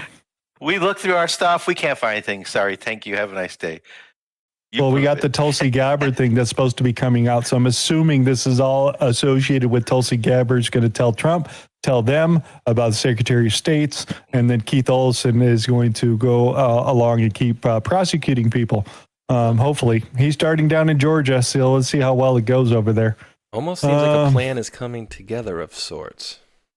Yeah, I thought this is interesting because I've been following Rasmussen reports and Patrick Byrne, who I'm not a fan of, but we want to read the highlight in pink right there. Would you like to read that for everybody, Mr. Space Shot? Patrick Byrne says, I was wrong. Patrick Byrne said, I was wrong. I'm right there with you, Hulk. I revisited it with my Venezuelans, and it was not in Iowa. The first election they rigged was in Illinois. It concerned Obama. I don't know the details beyond that. Interesting. We do. The stolen election book states it was the Illinois Democratic primary where the first succeeded in boosting mostly unknown Obama over former First Lady Clinton. It was before that. It Yes. was his election against the councilwoman. Was it the councilwoman or the state representative? It's been so long. Who was a very prominent civil rights activist. And here he is, and he came in, he overthrew her, and she was very popular, and people couldn't figure out how, why. Well, it's because they use this methodology. So did they get Maduro to say something in Smartmatic and, ES and Maduro S? has this is before Maduro. No, I'm just saying currently because we do have Maduro in custody in Venezuela and Dominion and Smartmatic. I don't know. Maybe we get there. I'm not sure. They got all it seems like it's aligned, but again, we got to get the football across the freaking goal line. It's our clandestine operations in Venezuela that did this. Well, when I say our, maybe you should look at it more like rogue elements, dark cabal elements of the clandestine world, the same world that Epstein was living in, working within the CIA, working within the Justice Department, working within the FBI, working with infiltrated every, government around the world, basically. That's who's doing it. Oh, so it's just all of them is what you're saying? Yeah. Well, there's a commonality between them. But if we say that on certain platforms, you're going to get deplatformed for anti-Semitism. Oops, I gave it away. A couple of things about election here. Space Shot, read that for everybody. Election integrity alert. New Mexico Democrats just pulled off the ultimate voter suppression move. Democrat Secretary of State Maggie Toulouse Oliver disqualified the Republican challengers for U.S. Senate governor and CD1, citing, quote, not enough signatures. Result, no GOP candidate on the ballot for U.S. Senate in November of 26. Incumbent Ben Ray Lujan gets a free pass. First time in modern New Mexico history. Coincidence or rigged to protect Dem power? This is what they call protecting democracy. Wake up, America. Oh, yeah. Did she do the same level of scrutiny to the Democrat? No, not at all. No, of course not. Just the Republican side. And evidently she did this before again in the same scenario and in different elections. So it's kind of history repeating itself is what I'm finding out. But yeah, just like Virginia, they're going to take full control of much as they can because they're going to redistrict Virginia here very shortly. And of course, we've got the SAVE Act, which did make it past Congress. It's all done. The Senate's got to mess with it. They're at 49 now. I've seen there's another one add. We need, I think, one more, and then we get the tying vote with Vance to be 51 to allow the SAVE Act to be instilled. I think is the way the rules are going to go that way. I don't think we need majority 60 or 61 votes or anything like that. But I thought this was kind of funny over here just to take a look at how the government employees in Congress vote. So you first, step one, insert photo ID on the right-hand side, says it's you. And then you get to vote on which one you want. Yay, nay, present, open, just to kind of, you have to use your ID. I think that's totally weird. They want to make sure they know who's doing it. But they do a voice count too, so... So I did happen to see a Texas legislator over there. They got the similar thing over there, and they go, look, this is how this guy votes, and all these cards are already in there. He walked across the table, just smashed the things that he wanted and voted for other people. I was like, holy shit, they must do that one a lot. What else do we got? We're going to go take a visit by Fulton County here really quick because I thought this was interesting. Get a little bit of this. Jason, how many people are currently registered to vote from here? You know, there were 20 people whenever I first stumbled upon it, but now, you know, Fulton County's done a great job. They're down to 19, so maybe a few more years we can get down to 18. Exactly. This by far is my personal favorite because there actually is a house for once, but the house is, well, I don't know if you would call that a house. Let's just put it that way. Got some good airflow. Yes, yes. And as we could tell, they've definitely recently moved. So per every 100 eligible voters, there are 115 people registered in the county. So yeah, they're over allowing a lot is what they're saying. Now link this to the reports about certain real estate markets getting hit with the drop in renters and things like that, and foreign-owned real estate transactions. These things are all linked together, and how our elections get messed with. It's not just these groups inside the U.S. that are doing it with these illegals, but it's also outside the U.S. What else do we got here? It's Space Shot. Read this for everybody. Oh, just give us an update. Reverend John Wells. President Trump just exposed the smoking gun. Fulton County claimed over 700 boxes of 2020 election evidence, but the FBI raid only recovered 656. That leaves almost 50 boxes of critical documents vanished. Missing ballots, altered images, double-scanned votes, no envelopes, destroyed proof. Where are the almost 50 boxes of election documents? This is the stolen 2020 election cover-up in real time. Deep state panicking hard. Trump is right. Do not return anything until every box is copied, audited, and the truth comes out. Tag a friend who needs to see this. The truth is winning. I know where they are. They're in Biden's garage. In the back seat of the Corvette. Somewhere in the trunk of the Corvette, too. I wouldn't doubt it now at this point. Wouldn't be surprised if they found that stuff over there. So they're short on boxes, so they're having a problem with that. We know that this is election integrity inside the state. They've been trying to hold on for a long time, have multiple court orders trying to get access at these ballots. And DOJ and FBI gave a heads up a day before to GBI, the federal Georgia Bureau of Investigation, and that guy got fired because he leaked the information to Fulton County that the FBI is coming. So yeah, they hid the 50 boxes there, got rid of them, and it's missing some tabulators and some other evidence that they need to at the same time. What they're going to do, I have no idea, because I don't think arresting anybody is going to make a difference. Did run by this cool little deal because they're talking about ballot swapping and which batch got tabulated by what batch and how they all got basically sent in there. So I just thought this is interesting of them. You could see the different ballots and what direction they went to and which tabulator actually tabulated them and how many times they get copied over, which batch were they in. So if anybody wants to have a copy of this, I just thought this was absolutely great. Somebody went through and put all the information together about how they were duplicating the 300,000 ballots that they're supposedly missing. They don't know where it is, and it's on fresh paper. So that's going on there for Fulton County. They were so sloppy with it. I mean, just think of the cojones it takes for the other side to, continue to do this. You got another president in power, and the gall that these people have to even attempt this, and then just keep going through with it and blocking it every turn. Remember, sometimes the cover-up is worse than the crime itself. Well, these people think they're so arrogant. They've been in power for so long, and they're so arrogant that they feel they can get away with it all the time.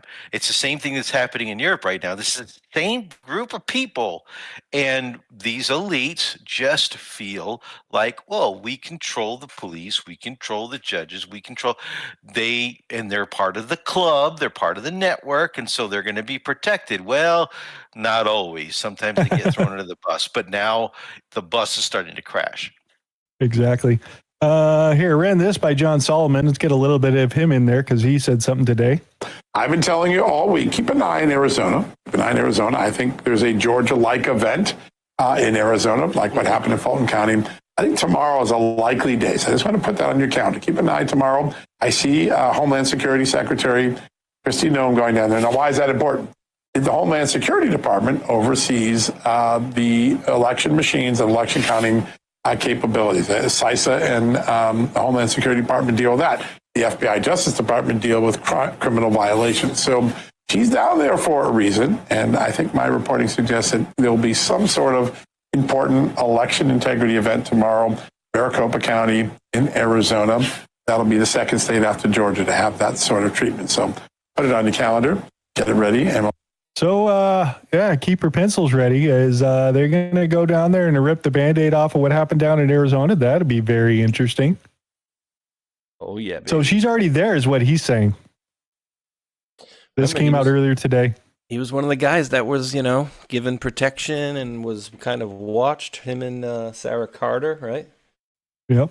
Very interesting.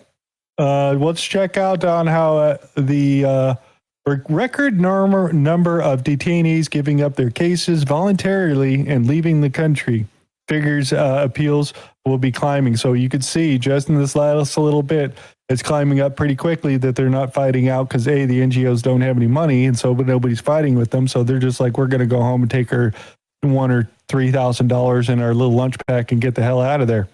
So that's happening. It's an acceleration. A couple little tidbits we want to throw out here. So there happens to be a DEW weapon used down on the southern border over there in Texas. Supposedly they shot down a Mylar birthday balloon type of thing and shut down the entire airspace for 10 days over here. This kind of gives us a breakdown of what was actually going on here. Not this one, this guy right here. Hey, Shot, would you read that for everybody right here at the top? Okie dokie. U.S. military source just told me the same. This was Homeland Security. Quote, every general and admiral at Northcom is pissed that DHS did an operation and told no one because Homeland Defense is what Northcom does.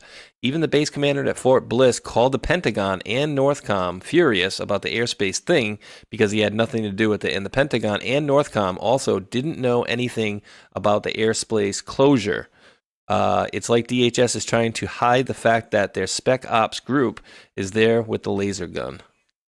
So HeadSec got authorization to get said weapon out from in the dustbin and then take it down to the border because they're having a problem with the drones coming over. Something happened. Somebody says it's a Mylar balloon. I've seen videos of them shooting down said drones over this area that they say that's an official video or supposedly official video itself. And they shut down the entire airspace right around this particular airport itself. And they didn't tell the White House or Northcom or the Pentagon. It just did it by themselves for DHS. So there's a lot of questions going along down there. It is open right now, but there's more questions than answers here at this point. So I don't know if anybody saw that. I just thought it was weird. Did they ruin some little boy or girl's birthday party? Is that what really happened? Well, that's what they're saying. They hit a Mylar balloon, but these things are designed to take down drones and melt them out of the sky. So just throwing that out there. There's some weird shit going down in Texas and El Paso for 10 days as they shut down the airspace, which is not normal. What else do we got? Hey, you can read this for everybody.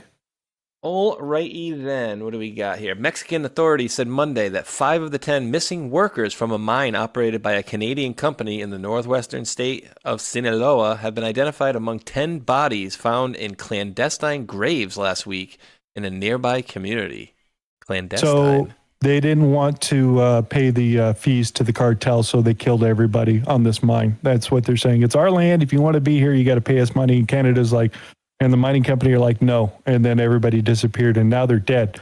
So on this one right here, you could read this as a response here. Can you read this for everybody right there at the top, Mr. Space Shot? Breaking news. The Mexican Senate authorizes the entry of the extremely powerful elite Team 2 of the Navy SEALs. Mexico's sovereignty is being violated in a diplomatic manner. The country declares itself incompetent in the face of the cartels, and Trump forces Sheinbaum to submit. The elite U.S. Navy team enters Mexico.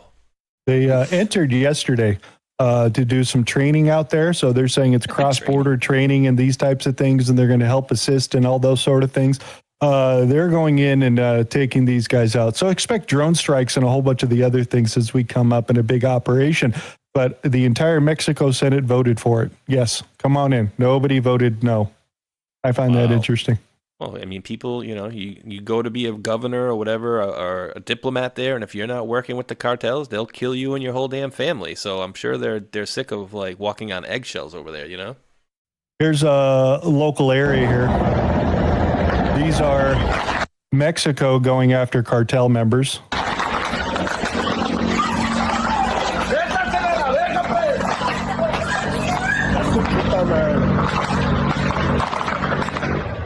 In the last week or so, I've probably seen more than a dozen videos, them all doing operations like this and taking out some of the cartel members with, they just fly helicopters around and shoot the entire house down and then go look, see if anybody's still alive.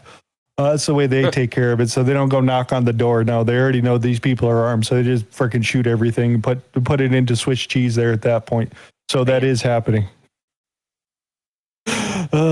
You got to do it. This ain't Landman, right? Yeah, exactly. They've also arrested the first illegal alien pedophile arrested underneath the Laken Riley Act. He was caught doing some bad stuff, and they've arrested him, and he is officially the first person on the list to be held there and being sent out of the country once he serves his jail time. So stuff is working, and the Laken Riley Act is active. That's good. And that is good.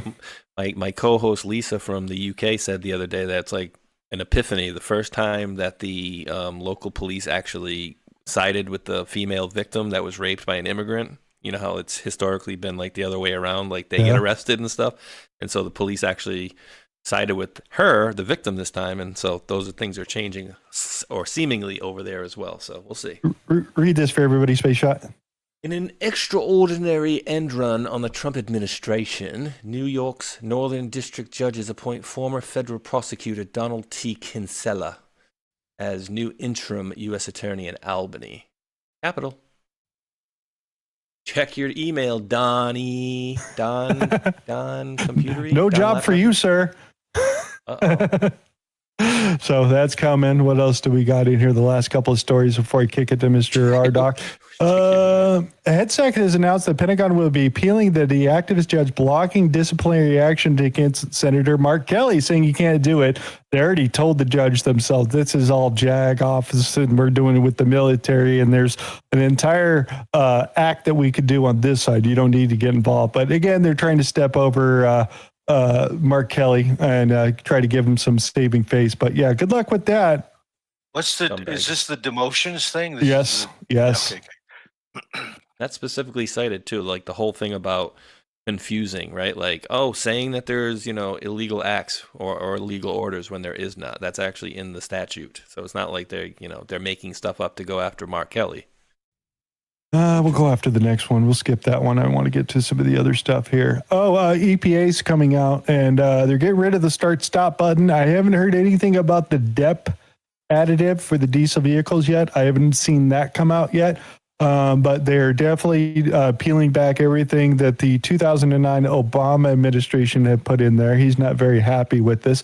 But this is all gone. So start, stop, switch, plus other things will be coming down the pipeline to get the vehicles, still efficient, but not be crippling where they're going to cost the manufacturers money to produce. Because they were getting thousands of dollars off on the vehicle. They added this because they were in the too heavy, too much emissions thing. So they had to put this button on there to get money peeled off on the top of their taxes for these vehicles.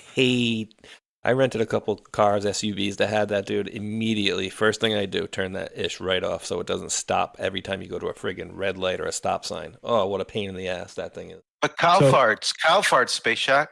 EPA will no longer have the authority. It says right here, EPA no longer has the authority to regulate carbon dioxide emission. If climate activists want to regulate them, Congress will have to amend the Clean Air Act publicly to list CO2 under the umbrella of pollution, because they tried to push this under the Obama administration way back when, and it didn't make it. And they decided to kind of push it through the EPA and California carbon emission systems to put that thing through. So that's why we're sitting on this, and it's not actually legislation. So I thought it was interesting. if they do this, then eventually you could have a situation where you can go after certain countries for having too many people because they are CO2 emitters. It could be, yeah. I mean, yeah, if you kept it in there, you could definitely do that. What's the last couple of things we wanted to get out the door? Oh, here's Barack Obama talking about today. Trump repealed the endangerment findings of the ruling would serve the basis, the limits that they on tailpipe emissions and power plant rules. Without it, will be less safe, less healthy, and less able to fight climate change. Yeah, whatever. He just wants to suck on a tailpipe, that's all. Yeah, exactly. What else do we want to get? Last couple ones here. He's been. BBC plots $500 million in cuts hours after the date set for Donald Trump's courtroom showdown a year from now in 2027. I think January, February 2027. So that's coming. They're trying to save money. They're gonna probably fire a bunch of people. Massive crash on the economy, you guys. Rdoc, Tron, you guys want to throw something in here on the gold and everything? What the hell happened? Search operation began. Oh. As well as the unprecedented. Holman, stop, please. We're good. We got That's it. the answer. He just answered you. He was snuck in there, and the surge operation began. What are we doing here, dude? Death throes, Rdoc? Is this the death throes of them fighting back? No, it's market manipulation. So BTC also dropped the gold and silver stuff we talked about last week. One of the things I would recommend you do is called sniping. So you have aping and sniping, and pay attention to there's a couple names that I could throw out. Nancy Pelosi? No, pay attention to the Trump boys and what they're doing and some of the people that hang around with the Trump boys. And when they're buying, buy. When they're selling, sell. And you're probably going to make money. They have some insider information about what's happening and what's going to be going on. And so this is happening. Now, there is financial warfare going on. We've talked about it extensively. Some of this is designed to hamper money movements and property movements amongst places like Iran or Venezuela or whatever the case might be. And then some of this is also just a financial battleground between your great powers, your China, your Russia, your USA, even Europe is in there. So all that stuff is converging now. What's interesting, and this is what you say, you got to pay attention to the local economies and what's happening in the U.S. relative to other places. So, for example, Europe. We'll talk about that in a second. But Europe is in disarray right now, and they finally admit why they're in disarray. And they're blaming the U.S. to some degree without directly saying it. And then you got China over here, and China's got some issues now too with their real estate. So the whole world that was built on this house of cards, remember the house of cards posts in Q?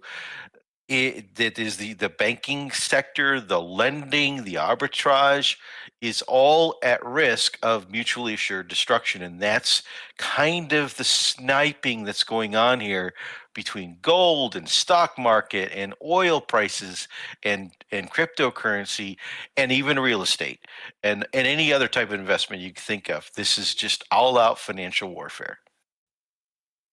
All right. Let me throw a quick last little piece in here. I want to throw AI in here really quick because big changes over the AI area have caused some problems right there. So I wanted to throw that out there really quick. Let me press this button. Okay, so the big thing is Tennessee Valley Authority, the largest nation's public utility, unanimously approved power used to deal double amounts of electricity to Elon Musk. So he got the okay from 150 to 300 megawatts. So he's got extra power from one of the largest suppliers in the United States. AI has also changed here recently. The AI co-founder has resigned and says recursive to self-improvement loops will be likely going live within the next 12 months, and the right tools could unlock 100% of productivity.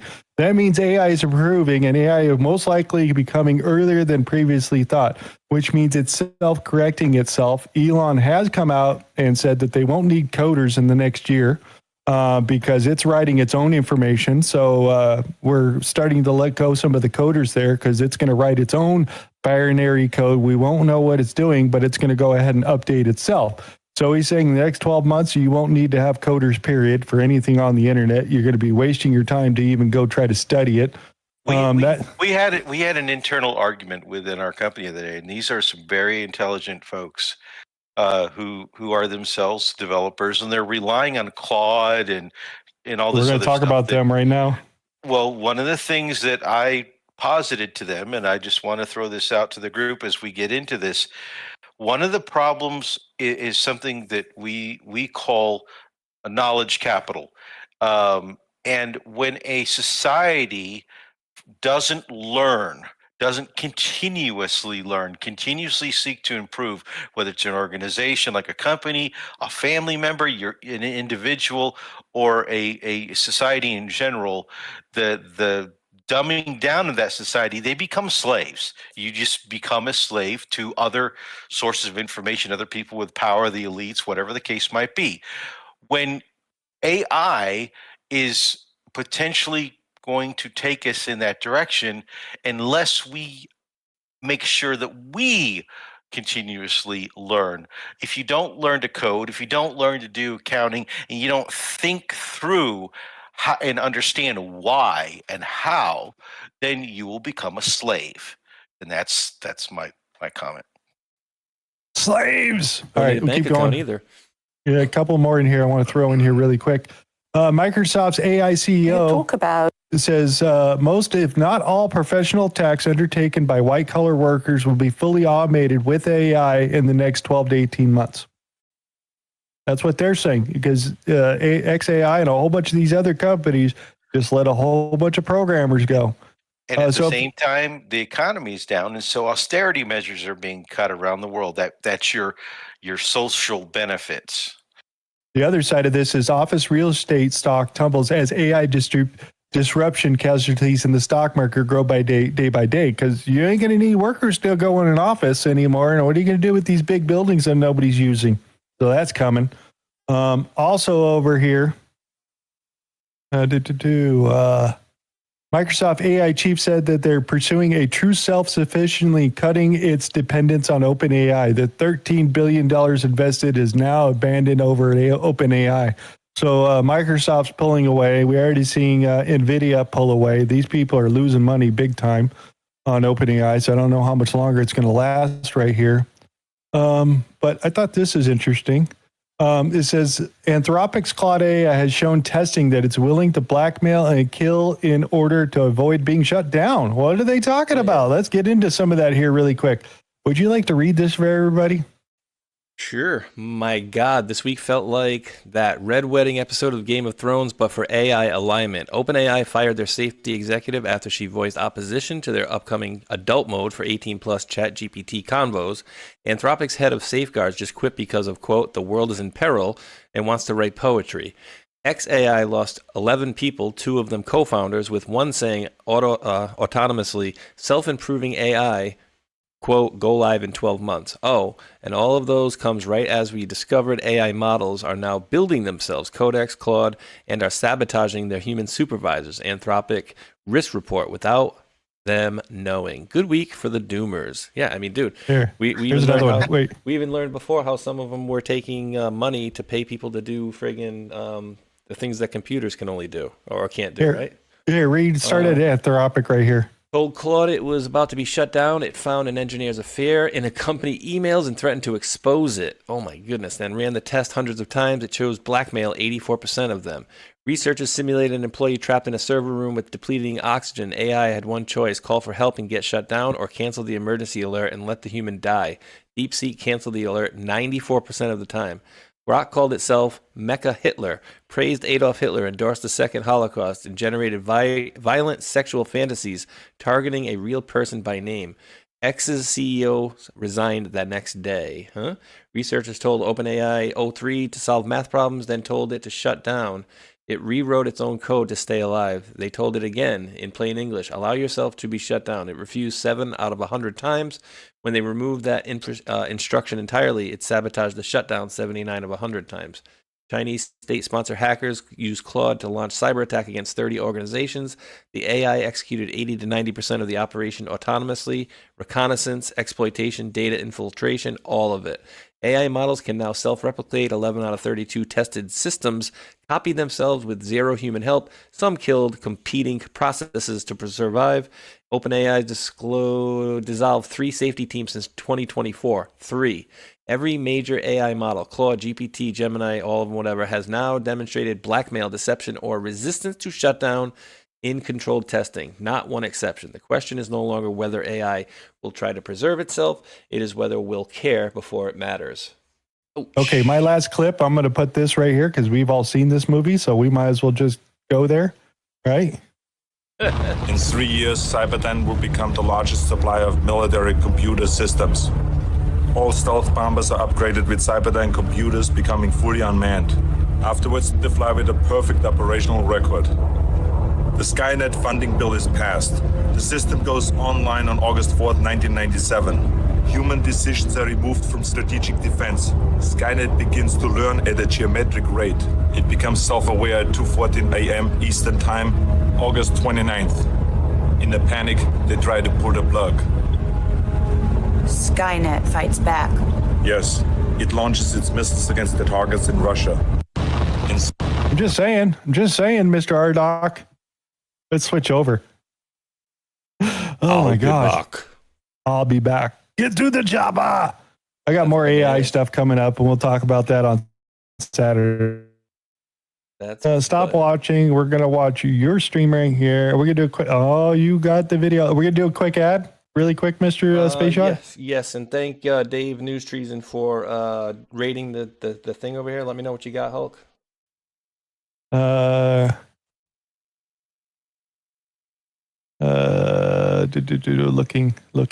Looking. I'm looking.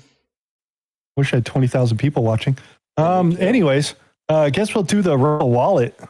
Rumble Wallet, it is clicky. Commercial. Break for 30 seconds. All right, ladies and gentlemen. They can freeze your accounts, shut off your cards, lock you out of your own money overnight. Banks don't protect you, they control you. That's why real financial freedom starts with ownership. Introducing Rumble Wallet, a non-custodial wallet built for people who refuse to give up control. With Rumble Wallet, you don't just buy digital currency like Bitcoin and Tether. You can own Tether Gold, real gold, on the blockchain. Through Tether Gold, you get direct ownership of physical gold bars, each one fully allocated, verifiable by serial number, purity, and weight. This isn't paper gold. This isn't an IOU. This is real gold without bank vaults, storage fees, or gatekeepers. You can buy, sell, or move it 24 hours a day, 7 days a week, even when traditional gold markets are closed. And if you want, Tether Gold can be redeemed for physical gold. That's power. And when you support creators on Rumble, you can tip them directly using Rumble Wallet peer-to-peer and outside of the banking system. No permissions, no middlemen, no cancel button. This wallet is yours forever. Boom. Break for 30 seconds. Break for 30 seconds. Break. Break it. Get his thing up here, Rdoc. And we got the two guys, we got the puppet poetry or whatever, yeah? Puppet regime. I don't know. I just found these real quick. Gotta grab it. Hold on. Don't start yet. Okay. Wait a second. I didn't mean to start it. It just did it on its own. I wasn't even there yet. It's AI. I'm going to be away from my computer for like 3 minutes. I'll be right back. I'm watching. Go ahead. We're ready. Okay, elections later this year. Sounds good. Well, I'm glad to hear you say that, Vladimir, because, we're talking about a country that is under a lot of pressure, and many people are saying that the government there is not legitimate without an election. Agreed, Mr. Trump, but enough about Venezuela. Can we get back to... Can we get back to... See that one? That was good. That was cool. All right, here's the next one. There it says, make sure we turn up the volume on that one, too. And see what they're talking about over here. Because I haven't listened to any of these yet. Hello, Vladimir. Oh, good. You good? You good? Yeah, chilling. You gonna watch Super Bowl this weekend? Please, what a waste of time. The main attraction isn't even a real American. I asked you about the Super Bowl, not the Melania documentary. You're always needling. Always needling. Can't stop, won't stop. Anyways, sucker, you saw I got your friend India to stop buying your oil. Just a moment. Narendra, Donald says you said you would stop buying oil. Oh, really? Just a moment. Putin said you said I would stop buying oil, but I did not really say it in this way. Oh, really? Just a second. Modi says you said he said something that he now says he didn't say. Just a moment. Trump said Modi said something, but Modi now says he didn't say what Trump said he said. But if he said it, I'm not sure what to say. Well, I'm always with you, no matter what they say. Great. So she says what he usually says when I said you said Modi said he said something he says he didn't say. Well, you tell Sheeta whatever he said about what I said Modi said. He has no say in what I say. And what I'm saying is you must stop the war in Ukraine. Sorry, I didn't hear what you were saying. Can you say it again? This is too complicated. I'm just going to go bomb Iran. What did you say? Dude, so awesome. Or you pitch the button, bombs Ukraine. So I mean, they touched on a subject that is actually real. I didn't put it in today's show about Modi. According to Donald Trump and the White House, India agreed to stop buying Russian oil. That's patently false. Indian officials have now started coming out and say, we will buy oil from wherever we want. We will buy oil from the U.S. and we will buy oil from other people if it meets our needs. So there's some interesting things going on related to that, but we aren't covering that in detail right now. And this is another thing here in the start. China has built the first, talk about the DO weapons thing. So China's built the world's first 20 gigawatt, what's that, Back to the Future? 1.21 gigawatts. Here's a 20 gigawatt microwave weapon known as TPG 1000 Cs, whatever, capable of delivering that power for up to 1 minute. System is designed to damage low Earth orbit satellites, including Starlink, and has been nicknamed the Starlink Killer. Very interesting. Little moving EMPs? Well, no. I mean, this is just basically a microwave oven works. You can find out how a microwave. Wait, is this thing in space? No, it's earthbound. It's earthbound, so that means you're going to superheat the air. You're going to supercharge the air, but it must be. So there's something called a laser, and there's something called a maser. This sounds more like a maser to some degree.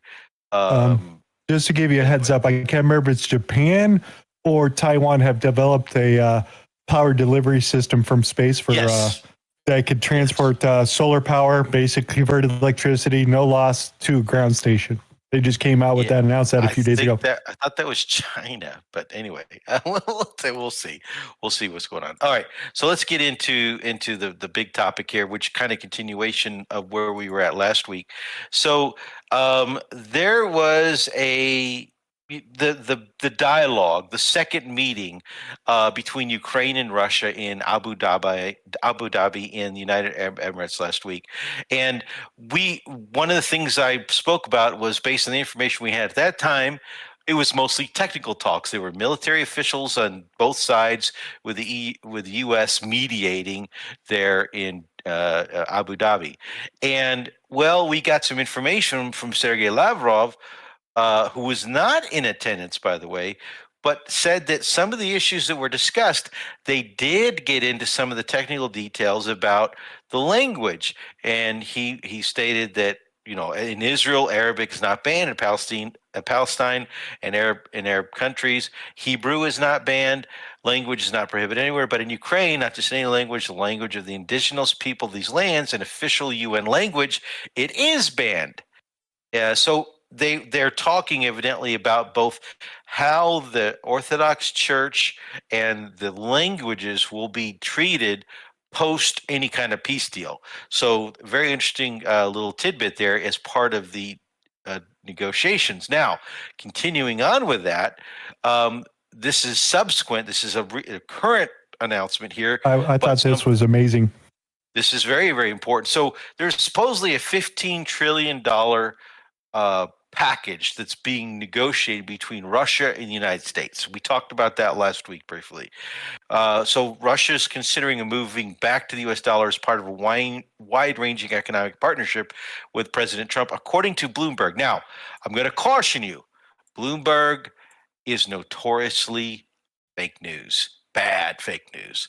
And so the Bloomberg is used to run stories that are intentionally misleading and misinformation to cause things to happen.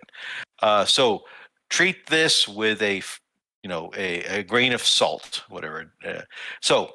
U.S. and Russia working together on fossil fuels. Let's put that one on hold, because the whole Venezuela Arctic competition that would suggest they're not working on fossil fuels together, but there may be deals to do some joint development projects in the Arctic, especially joint investments in natural gas. Well, those have always been going on, and now they're talking about doing it some more. Offshore oil and critical raw materials partnership, we'll see if that's really a true windfalls for U.S. companies. Well, that's what they want. That's the selling game, because we want to make these corporate elites even wealthier, right? Russia's return to the U.S. dollar settlement system. I wouldn't. So this is all in the guise of, we're going to destroy BRICS from, we're going to destroy any country doing business with BRICS. Nah. If Russia is talking to the U.S. in these talks, it's about, okay, if you will let us back onto SWIFT, if you will let us back into the monetary exchange system, that's fine.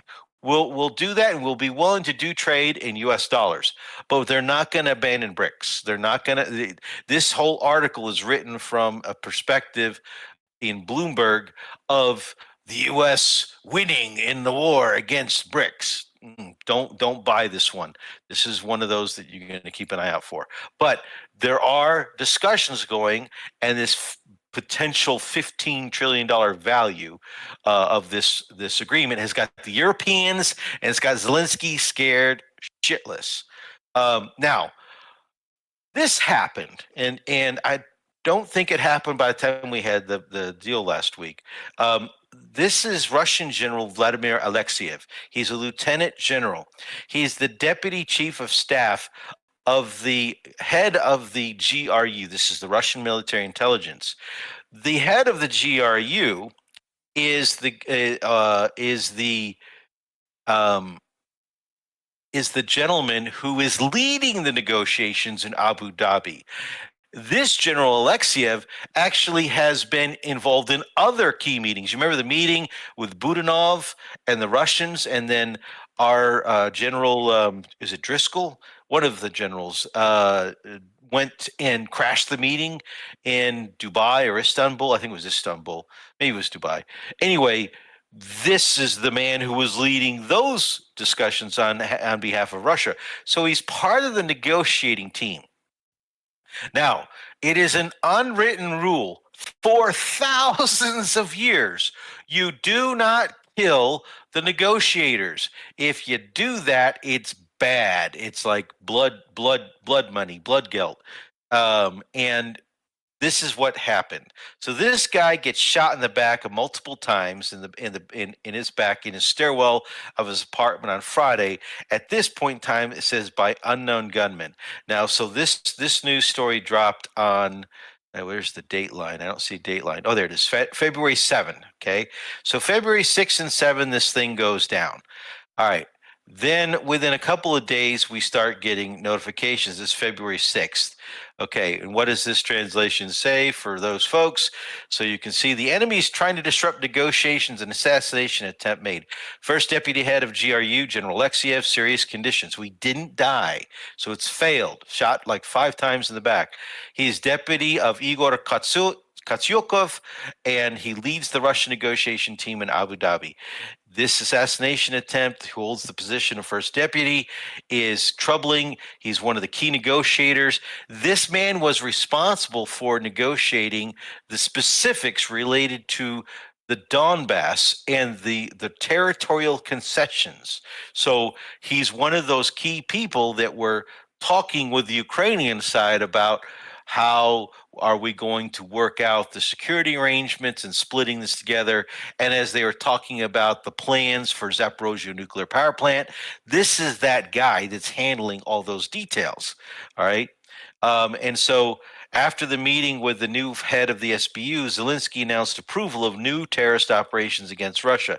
So this is all happening at the same time. And we go back to Victoria Nuland's comments.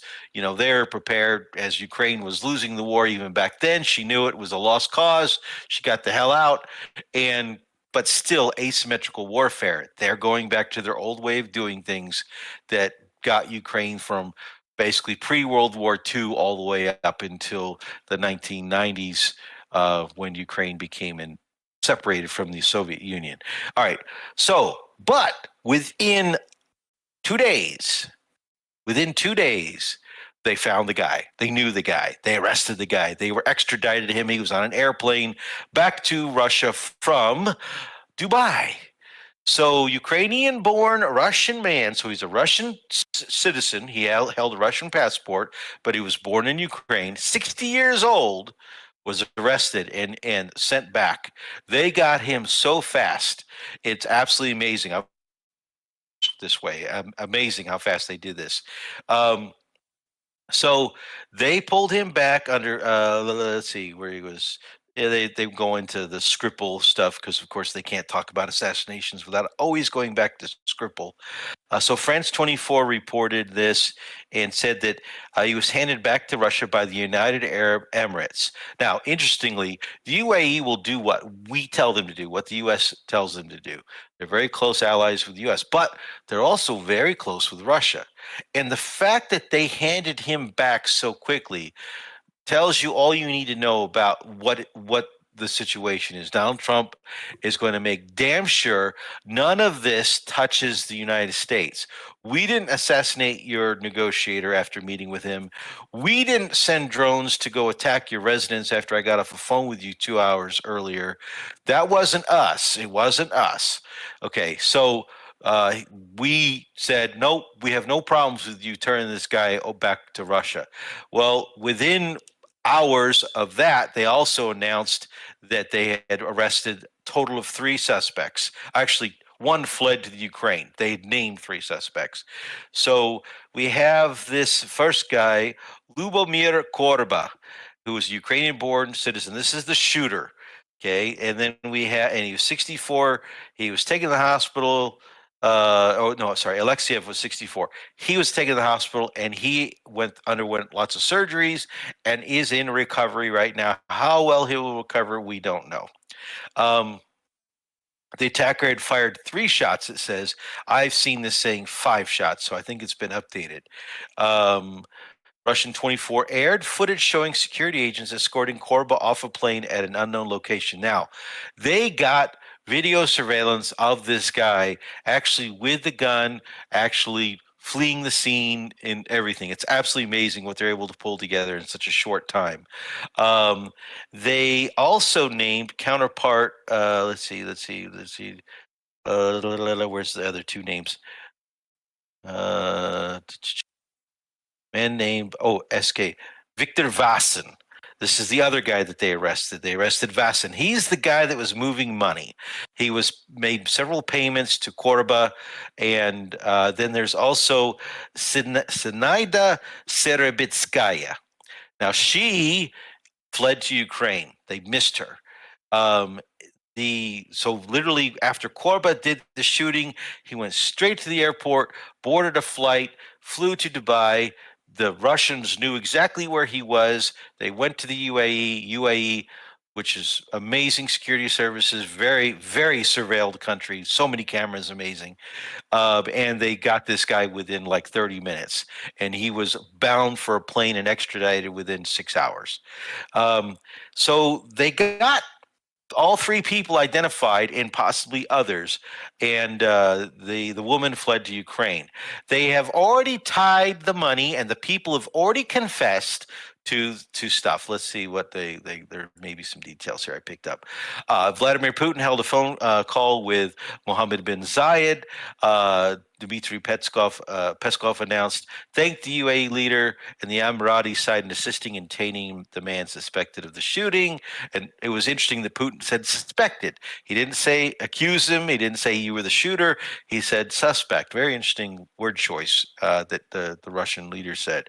Zenaida Serebiakova, an accomplice in an attempt to on the life, flew from Moscow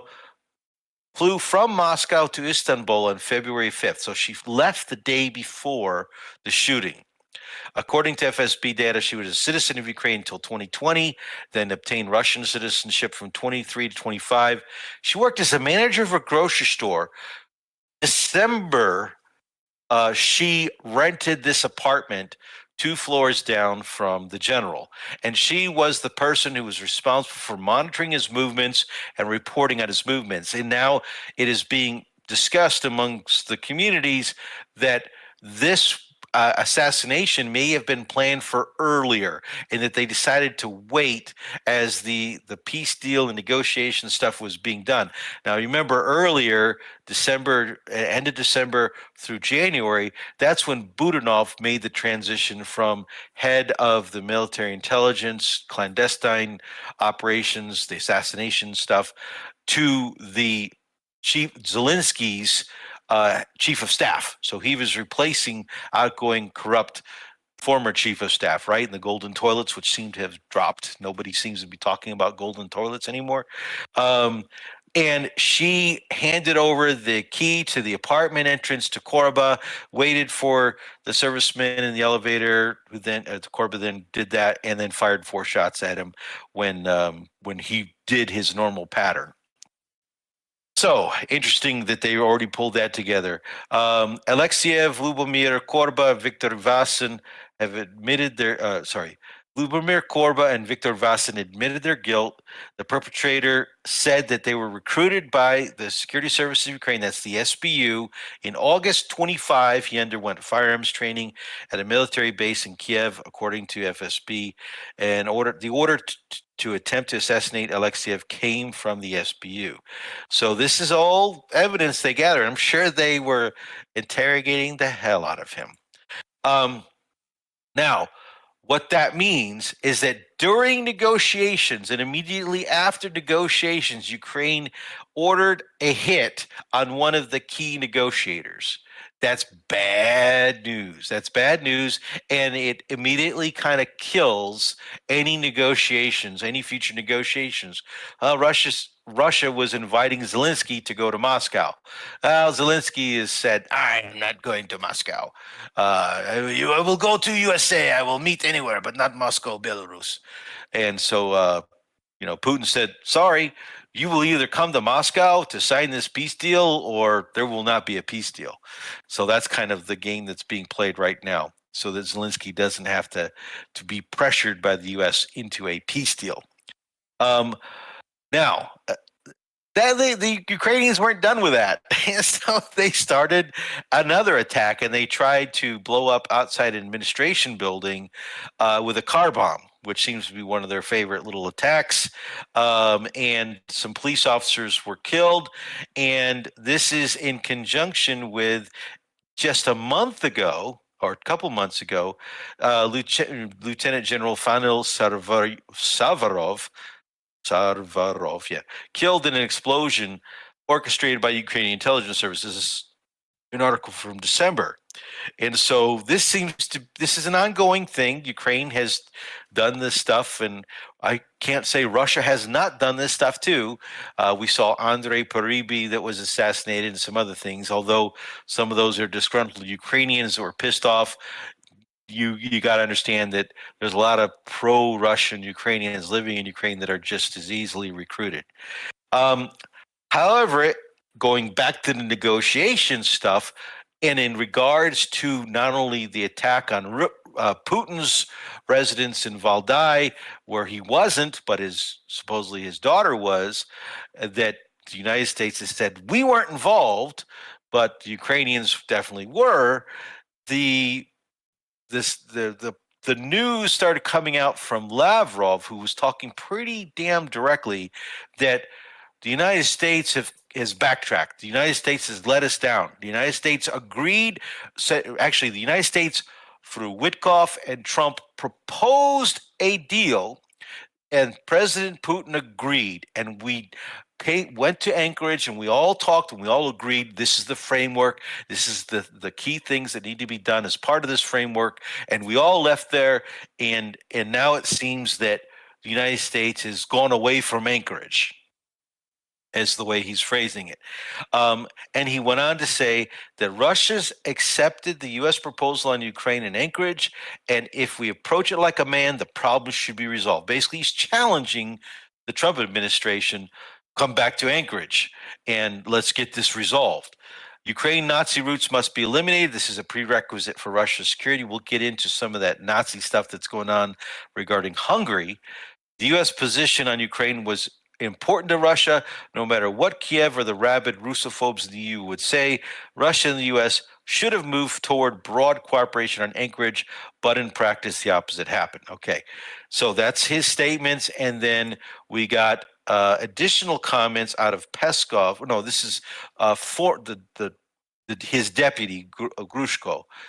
We recognize that a peace settlement in Ukraine must take into account Ukraine's security interests. We agree.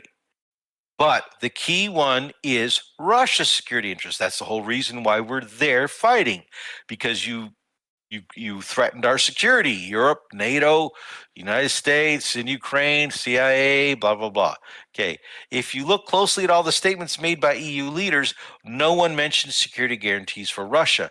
And this is a key element in reaching an agreement. Without it, no peace treaty is possible. So, according to the diplomat, the guarantees for Russia must include no chance of Ukraine ever becoming part of NATO, no foreign troops, European or NATO or U.S., on Ukrainian territory, reassurances that Ukraine will not pose a threat and will no longer be viewed as a springboard for fighting Russia from these neocons. This has never changed since the very first goals announced by Putin back in 22, all throughout this period with the Istanbul Plus and all that stuff. This has always been their position, and they're reiterating it once again. Then today we got Kaya Kallas. And is this a video? It is. You have to keep this in mind because, you know, the size of the Ukrainian army is not the problem because they haven't attacked Russia. The size of Russian army is a problem for all its neighbors. The size of Russian military budget is a problem for all. So we really need to see what kind of concessions are they willing to make. Okay, so this is the insanity of Kaya Kallas, and this is why Rubio and Lavrov, neither of the two key people that European diplomats, and she's the chief European diplomat, would need to meet with in order to be involved in negotiations. They won't meet with her because she's crazy. She's cray-cray. And she thinks that for the first time in world history, the winner of a conflict has to make concessions to the loser. And she's the losing party. Europe is the big loser. And so she wants to make sure that Russia limits its army, Russia limits its military budget, not the other way around. Ukraine must be increased, according to her. She's batshit crazy, and that's all there is to it. And a lot of the European, she doesn't get along with Ursula. They've got internal fighting. She's been relegated to just doing sanctions and making comments and speaking her mind in front of the camera, but nobody talks with her. She's despised by the Chinese. She's ruined their relationships with the Chinese, with India, and she is Europe's chief diplomat. And many European leaders are calling for her to be gone, and can't happen soon enough, frankly. All right, moving on then to the European Union and what's going on, because it's kind of related. So Kaya Kallas again talks about how unelected. Oh, sorry. Let's back up. So this is Viktor Orban talking about how Brussels is a temple. That temple reference, like to the Q post and the Epstein Island temple. Oh, the European Union is going to try to do a coup and violate its own laws and its own rules in order to achieve what it wants to achieve related to Ukraine. Okay, which is granting Ukraine admission to the European Union by 2027. Now, they're changing the rules by basically saying, well, we're gonna, even though Ukraine is not ready, and normally go through this series of steps to make sure they're ready, both from a legal framework, a societal framework in how we can integrate, as well as a financial framework to make sure they're not going to be a burden on the rest of the European Union members. And so they usually have to go through a long period of time that could last 9-10 years on average. People or countries like Turkey have been waiting 30 years. And this is a slap in the face to Turkey, who is told you are not ready to join the European Union, or to was it Serbia? Is it Serbia? I think it's Serbia. You are not ready. Maybe Serbia is in, or I'm thinking of the other one. But anyway, at the end of the day, they're saying, Ukraine, you can come in first before you're ready by 2027. Why is that important? Because the BlackRock guys that are doing the investments and getting the bondholders to invest in their $15 trillion as part of this economic package to improve Ukraine, blah, blah, blah. Basically, the money laundering continues, right? They need Ukraine in the EU to give them assurance, to give them some sort of peace of mind and security that their investment's going to be good. So Ukraine has got to be in the EU fast. Got to happen. Got to make it now. Well, they're violating their own rules by making Ukraine come in, which is currently in a conflict, economically bankrupt, a complete burden on the world, and now they're proposing spending billions and billions and billions of dollars more, and it will become a big, huge money pit, a huge money laundering washing machine for the elites. And Orban is sitting there, hell no, we're not going to vote for this. All right, that's going to come in and play an important part in a second. Meanwhile, today, I mentioned the European leaders met in a castle. I think it was today or yesterday. They met in a castle, all these elites, on their way to the Munich Security Conference where Hillary Clinton will be speaking again. And Macron said some things that were absolutely amazing. Macron got up there and literally admitted, why is Europe suffering? Why are our economies in trouble? Why are we having huge cost increases? What is the problem? It's because we, within 48 hours, agreed to sanction Russian energy, and we got rid of this cheap Russian energy, and now we're reliant on very expensive U.S. liquefied natural gas and some other expensive sources, i.e. Qatar and other things. And he admitted this in his speech, and he said some other things as well, which is absolutely amazing. And the Europeans saying this and then saying, and we're just now realizing this, that shows you either incompetence or a willing disregard for reality. And I'd say it's the latter. They aren't incompetent. They're smart. They're idiots in the way they rule their own people, and they think they can get away with it.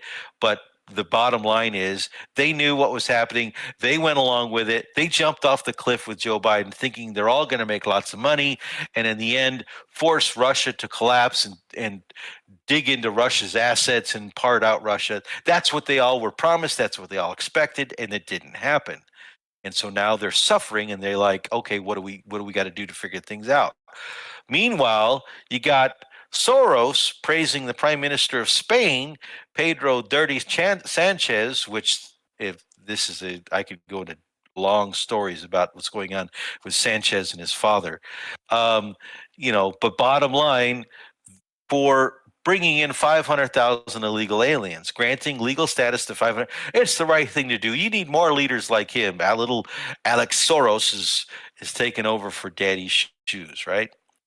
Now, Merz is in the news as well, and Merz is making some interesting comments in the same speech, or the same castle, after they all gave little speeches.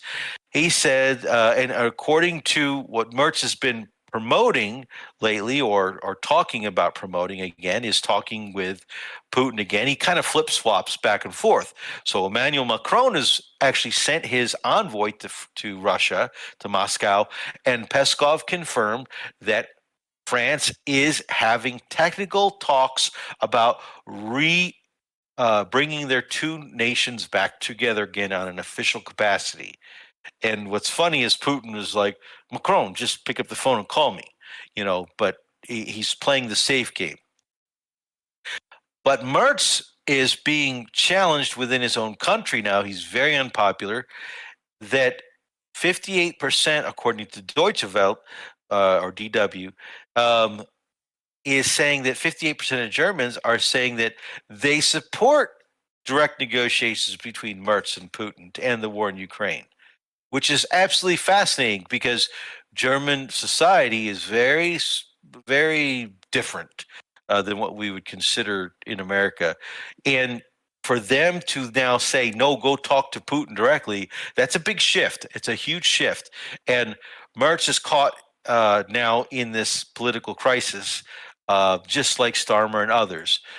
Now, also, there's rumors, according to Bild, that he's very concerned because Angela Merkel may be nominated for the post of German president to get rid of him. So the Greens are pushing Merkel again, which is fascinating. That's absolutely circular. I wonder if she's got the Kuru shake still. But anyway, so we'll see what happens there. We'll keep an eye on that for you guys, and we'll tune back in. Now, was she attacked? So the year. Yeah, with the discombobulator. Now, so the European Union passed their 20th sanction package, which directly went after and terminated any kind of port leasing rights or ability to refuel for any ship that is transporting Russian oil. Even though the Russian oil itself is not banned by the European Union, they sanctioned the shipping to get from getting insurance and whatever. So that just creates more shadow fleet, okay? Because that's all a shadow fleet is a ship unable to get insured by Lloyd's of London out of the UK, and they have to go get insured by another country and flagged and insured by another country in order to cover their maritime shipments. That's how connected UK is to world maritime trade and deep state.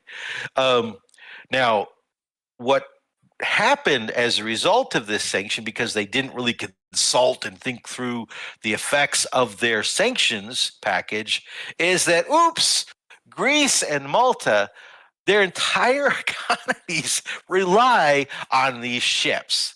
And a lot of these ships are transporting Russian oil. And so the fleet of ships which provide necessary tax and whatever is absolutely getting whacked. And they have said that they're going to oppose this the 20th sanctions package against Russia. And so they're going to join Hungary and the others of whatever. Meanwhile, Macron also mentioned that hey, we got to get free of the U.S. control of us. We got to be independent.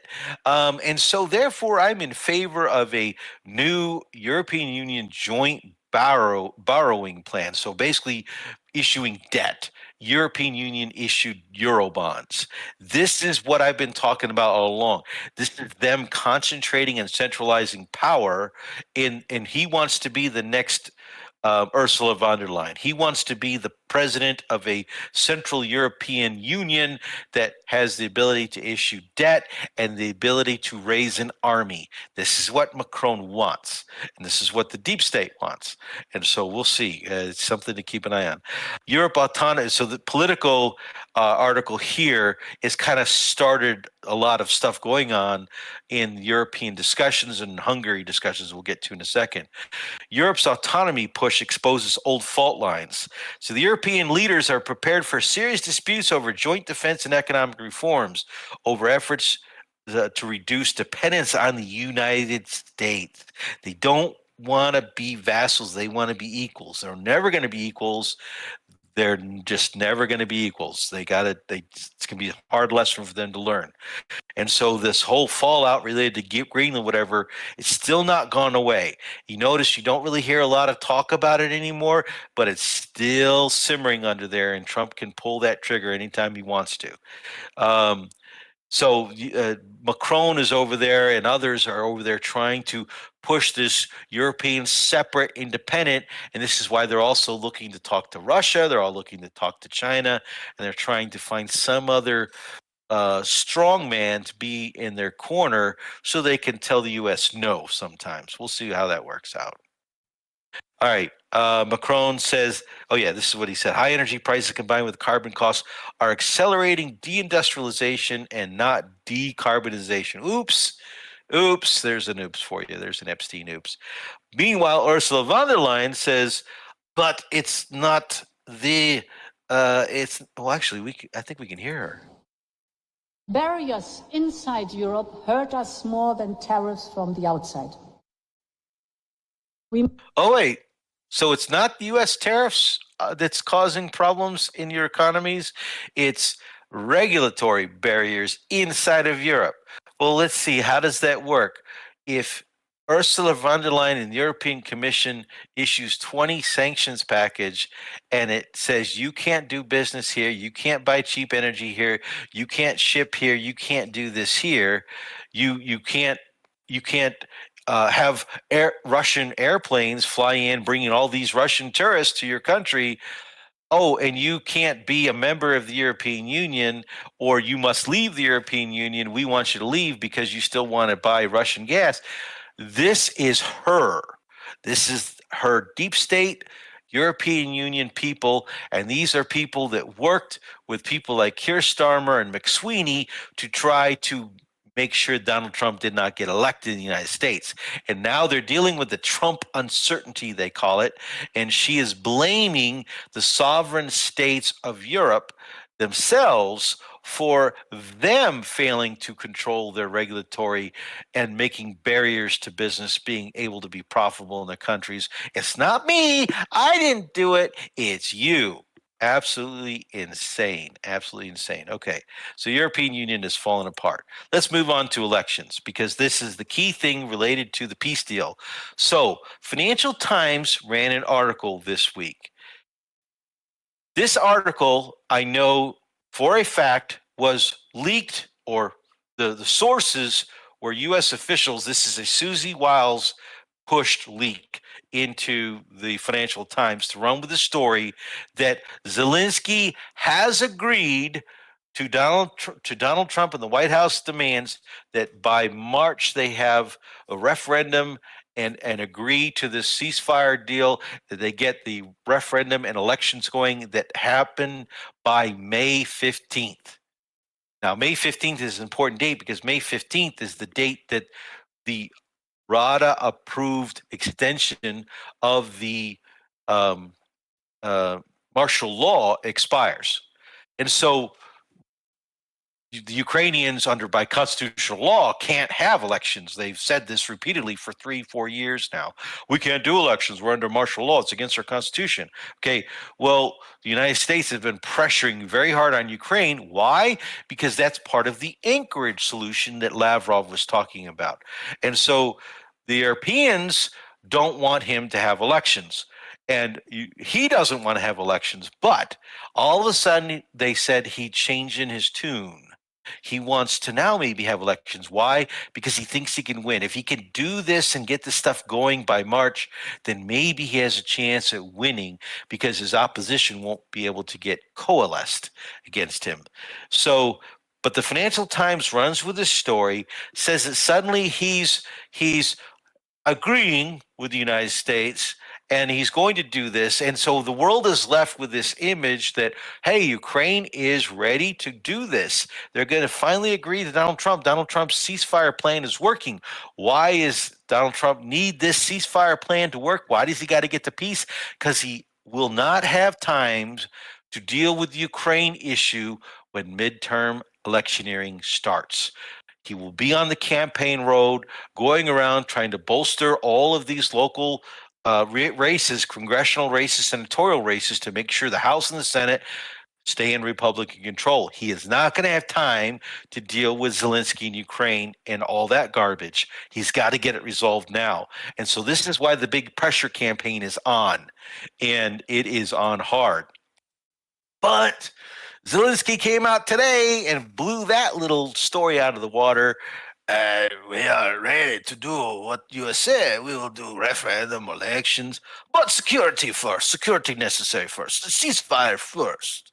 This is the Europeans telling him, because Trump told him directly the other day in a tweet or a truth post that there will be no security guarantees. Security guarantees are contingent on you having the elections first, you making the peace agreement first. No security guarantees, no nothing. And of course, the security guarantees are contingent on the Russians agreeing, which the Russians won't agree because they involve U.S. and NATO troops on Ukrainian soil. It's a non-starter. So the whole thing is dead. The whole negotiation plan fell apart. And here is Kaja Kallas again. Elections Ukraine, not the best solution. She doesn't want Ukraine to have elections. Okay. And she talks about constitution, a bunch of crap, blah, blah, blah. Kaja Kallas being stupid. Meanwhile, in relation to Ukraine, surprise, surprise, Donald Trump kept his word. U.S. military aid to Ukraine decreased by 99% in 2025, while European Union aid increased by 67%. And they show who the donors are: Germany, UK, Sweden, Norway, Denmark. Interesting. Norway, Sweden, Denmark, Greenland, UK, Starmer, Germany. Oh, Germany's coming. Germany's coming on Epstein-connected matters. Meanwhile, in Ukraine, missile attacks, the Russian missile attacks continue. Still not big ones, but they hit some key locations, including the key substation that handles electricity from Europe coming into Ukraine. They're isolating the nuclear power plants so that they're islands. We've talked about this. And they whacked Dnipropetrovsk and Odessa just last night. And here is Vitaly Klitschko writing in Ukrainian, saying that 2,600 apartments, buildings are without heat, without tepla. Bez tepla. And he's saying that further, 1,100 in this region, or this particular region. Oh, here's the translation: 1,100 buildings in the Desnyansky, Dniprovsky regions are without heat. Klitschko noted critical infrastructure has been damaged.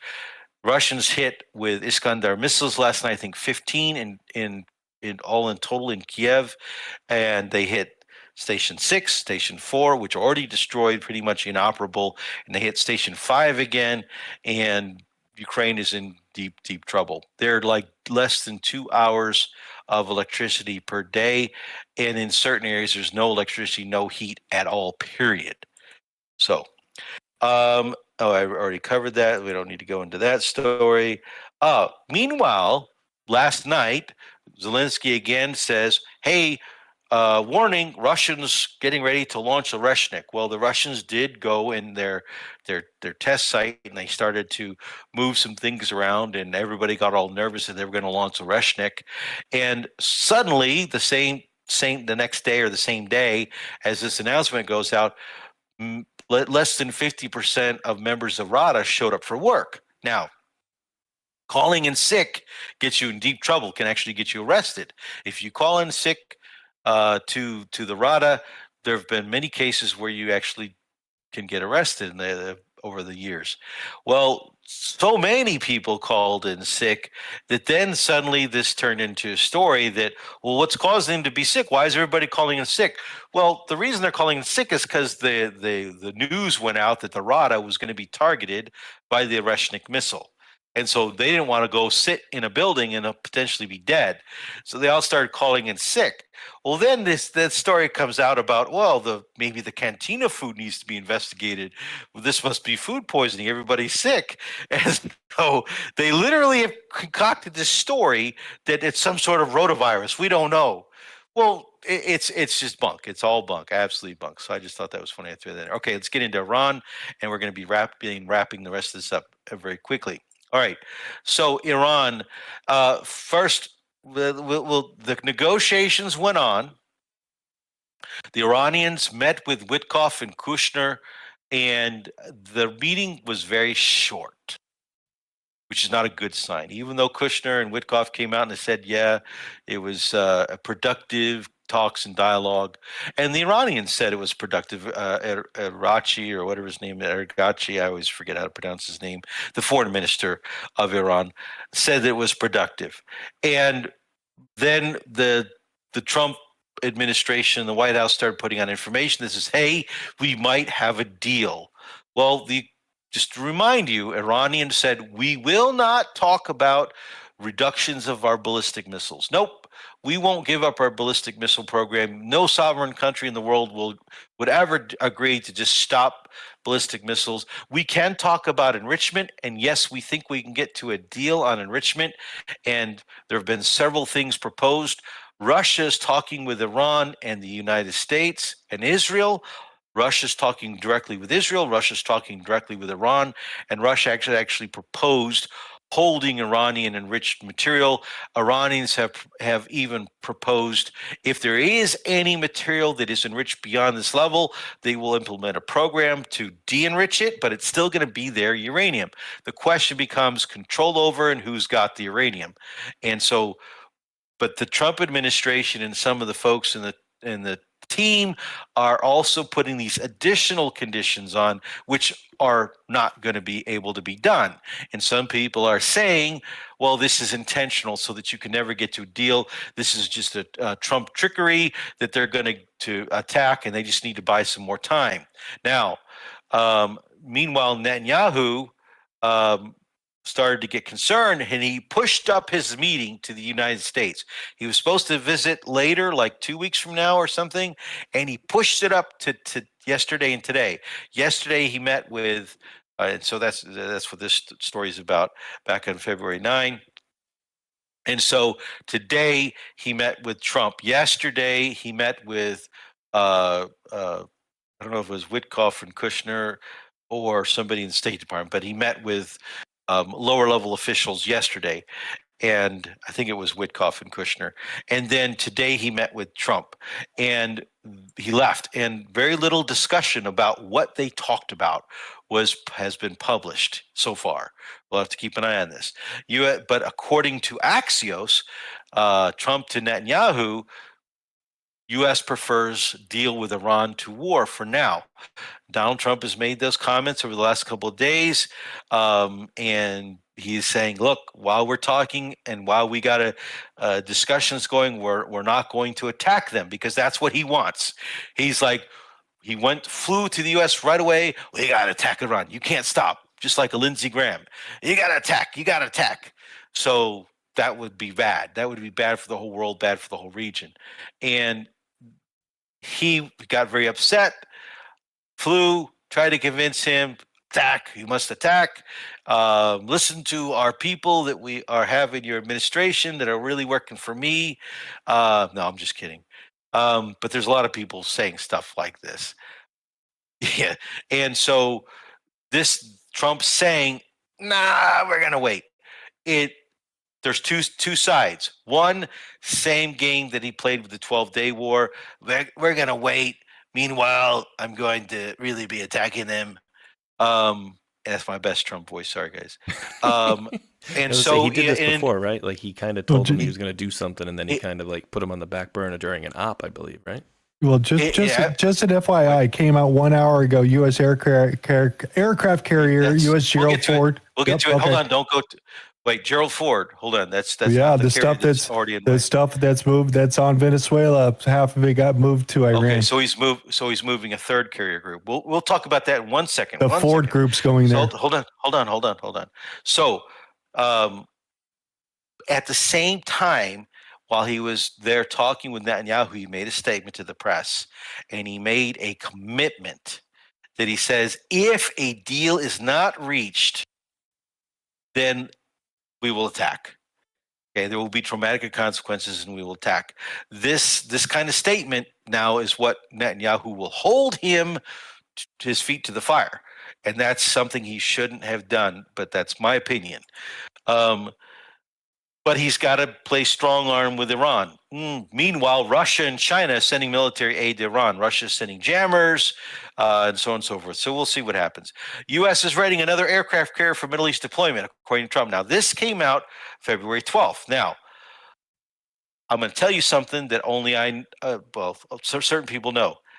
This second aircraft carrier, the one that you mentioned, Gerald R. Ford, okay, actually, 3 days ago, he already issued the orders to move the George H.W. Bush carrier group to the region. And they got under steam 3 days ago.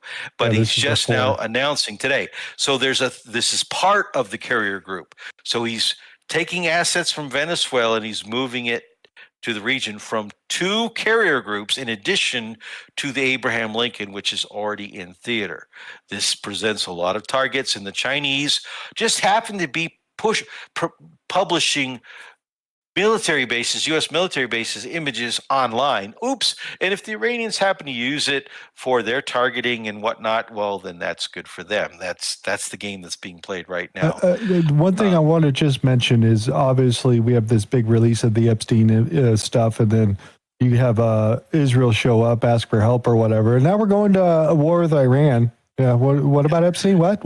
Yeah, if this is how the deep state always hides stuff, is through war. So this is Trump making a comment about, if there's nothing definitive reached other than insisted that negotiations with Iran continue to see whether or not a deal can be consummated. If it can, I let the prime minister know that it will be a preference if it cannot. So they had some disagreements. He wanted to attack. He's also talking about tremendous progress made in Gaza. Well, news came out today that is not good. 71. Sorry, I didn't pick up the story.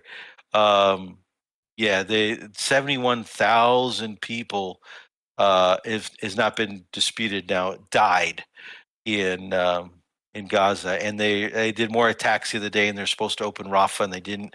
So the things aren't going so well in Gaza either. Meanwhile, Larijani accused Israel of trying to sabotage U.S. negotiations. When Netanyahu went, of course, he started to say, "Yeah, you're trying to block our negotiations and cause war." Blah blah blah. Well, Larijani was with Putin back on January 30th.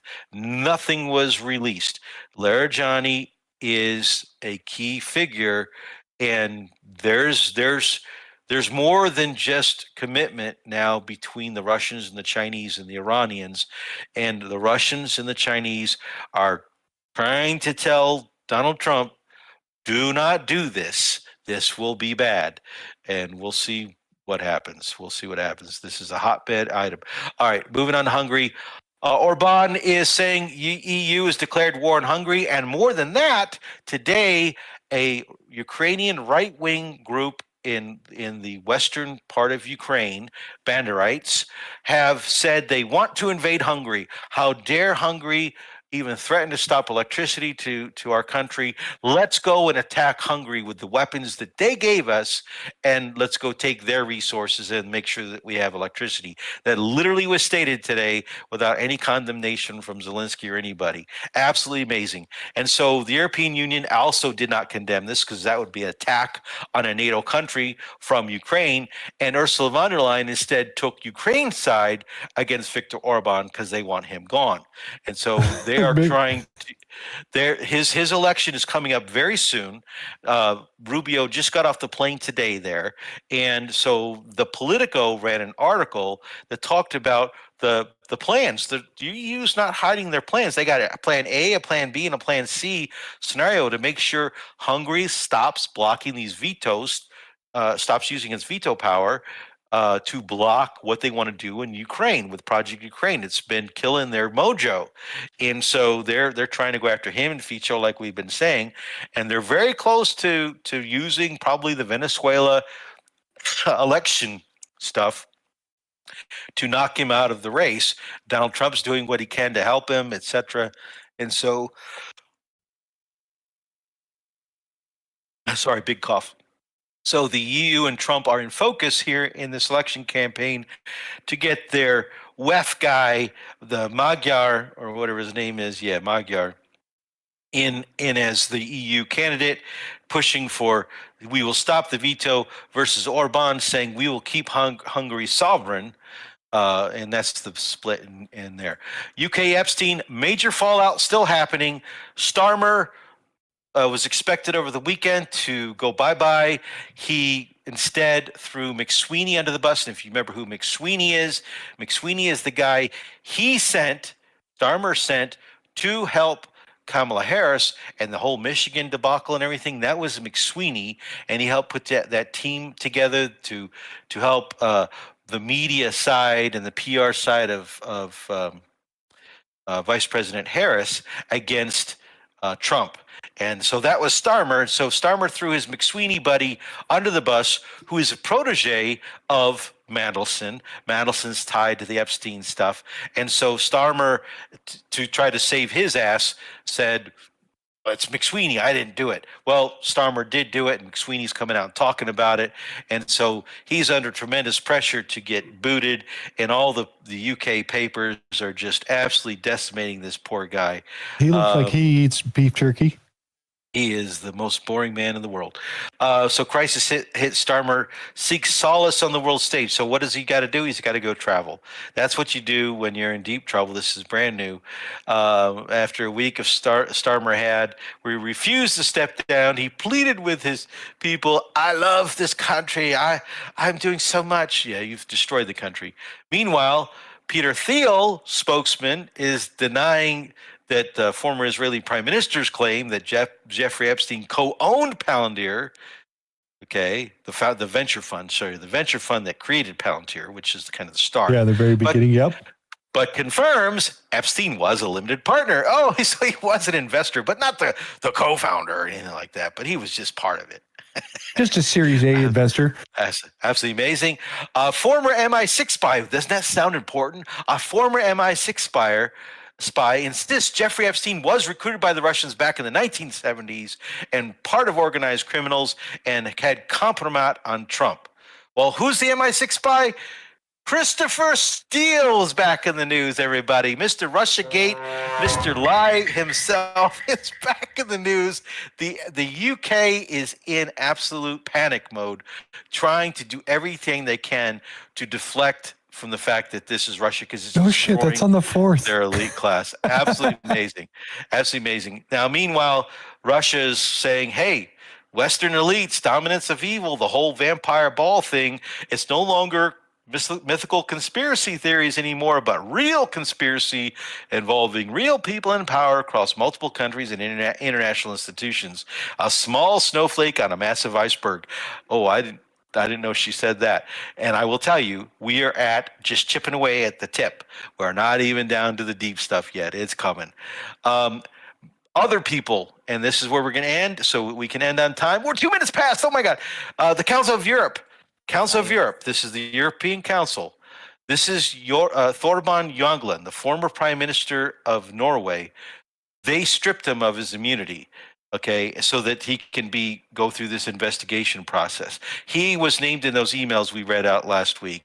Other people that got hit, of course, we know about Prince Andrew, Mandelson, the Crown Princess stuff of Norway, the Norwegian ex-prime minister that we just talked about, the former ambassador or Norwegian ambassador to the Israeli Palestinian area. He was getting lots of money. Jewel, French ex-culture minister Jack Lang and his wife, they're both involved. Slovakia ex-foreign minister Fico's buddy, he's not his buddy, but the guy that was in Fico's administration is gone. And there's others. And European is pissed off because their political elites are falling. They want the DOJ. This U.S. release of papers is destroying us, but they're not taking down the others. Remember, Macron is even implicated in these papers, and so on and so forth. And that's it. Didn't cover everything because there's so much more, but that is what we're going to cover today. Tune in next week for updates and more stuff. Dude, that has been That has been the name of the game, literally, Rdoc, for like the last few years. It's like there's so much news coming out of your ears, you like don't know like what to cover. It's just, and going into the faux inauguration of Biden, I'm sitting there like, oh, like I was fully expecting, even though they didn't say something was going to happen, I was fully expecting something to happen. And I'm kind of like a gut punch for a couple days, and then all of a sudden it was just like boom, boom, news. Wait, why does this guy look weird? What the hell? Why did he get locked out of the White House? How do you get locked out of the White House? Like that's because they fired Trump's door guy, and that's why. Oh, okay. They never replaced him. That was wild. What would we do if we do find out that Q was Russia? What happens if it's Hillary Clinton? Who, for all we know? I'll refer you to a quote I made in 2018 is, I don't care if Q is my freaking garbage man. It's just about the information that's been released and the amount of people that now know it is what I'm happy about. And so if whoever it is outside, if it's outside of, the United States, whoever it is clearly is working with Trump and the Department of Energy, the Department of Defense, like et cetera, et cetera. So in some way, shape, or form, they are connected. And we were even told in the drops. I mean, maybe China's even helping us, China, Putin, Xi, Russia, China, America. We were told possibly they're working together. You never know. Get in here, Tron. No, I think that's we're watching. No, we're literally watching the drops unlock, and this is where it goes back to the drops. News unlocks the map. I mean, how much information from the past is now making the news lately?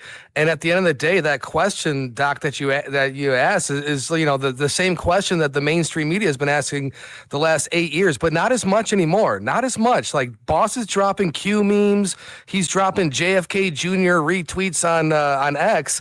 I mean, this is the timetable we're in. We're watching the execution of the plan happen in real time. Now, speaking of real time, it's not going to happen on our watch. It's not going to happen in our time.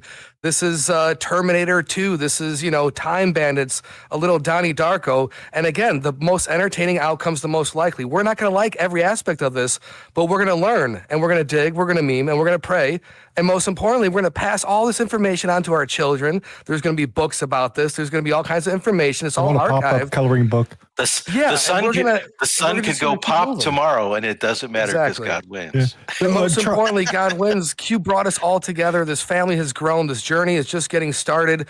And almost when we feel like it's finished, it just keeps on going. And that's what this is all about, is coming together for love and keeping that going for our next generations. That's the most important. So whoever Q is, doesn't necessarily matter. Dan Scavino, he's on an island right now with his beautiful wife, honeymoon. So we'll find out next week. Congratulations, Dan. Tron, what are you most concerned about? There are no concerns. What I'm concerned about are those that are concerned. It's like, holy shit, act like we've been through this before. Sit back, God's in control, no fear. And whoever created the Q-op, let's just roll with it. It brought us together. And now we just have to execute and finish this across the line. And we're going to have the little sideshows. We're going to have the little pop-ins from here to there. But that's just to keep us activated. That's just to keep our synapses firing at all cylinders. As we move, the movement moves, and so does Boss. So we just got to keep on doing what we're doing. And that's the formula for winning. Nothing can stop what is coming. Yep. I have a little Bachman-Turner overdrive, taking care of business, kind of playing in the back of my mind right now. Yeah. Taking care of business every day. Every day. Every day. That's the most important. Yes, and I want to thank you, everybody, for stopping by. We appreciate you guys all being here. Hopefully you're smashing the thumbs up button and leaving comments in the bottom of the video. I sent my dad that Diebold YouTube link out there. I'm going to send it out, drop it out in chat for everybody here. So the Diebold Foundation? Yep. About the sun and all that jazz? Yeah, 2046 and the whole pop and all those sort of things that you're all looking for, that they're all preparing for, that you're wondering where they're spending all this money from. I'm going to drop you guys a playlist that Rdoc dropped me. I wonder if we have the video. Anybody's got the video when he was on the show? I do have it somewhere in the archives, I think. I just haven't gotten to it yet. So I'll drop that link out there for you if you want to get into more information about the whole sun goes pop in 2046 and where we got most of that information from.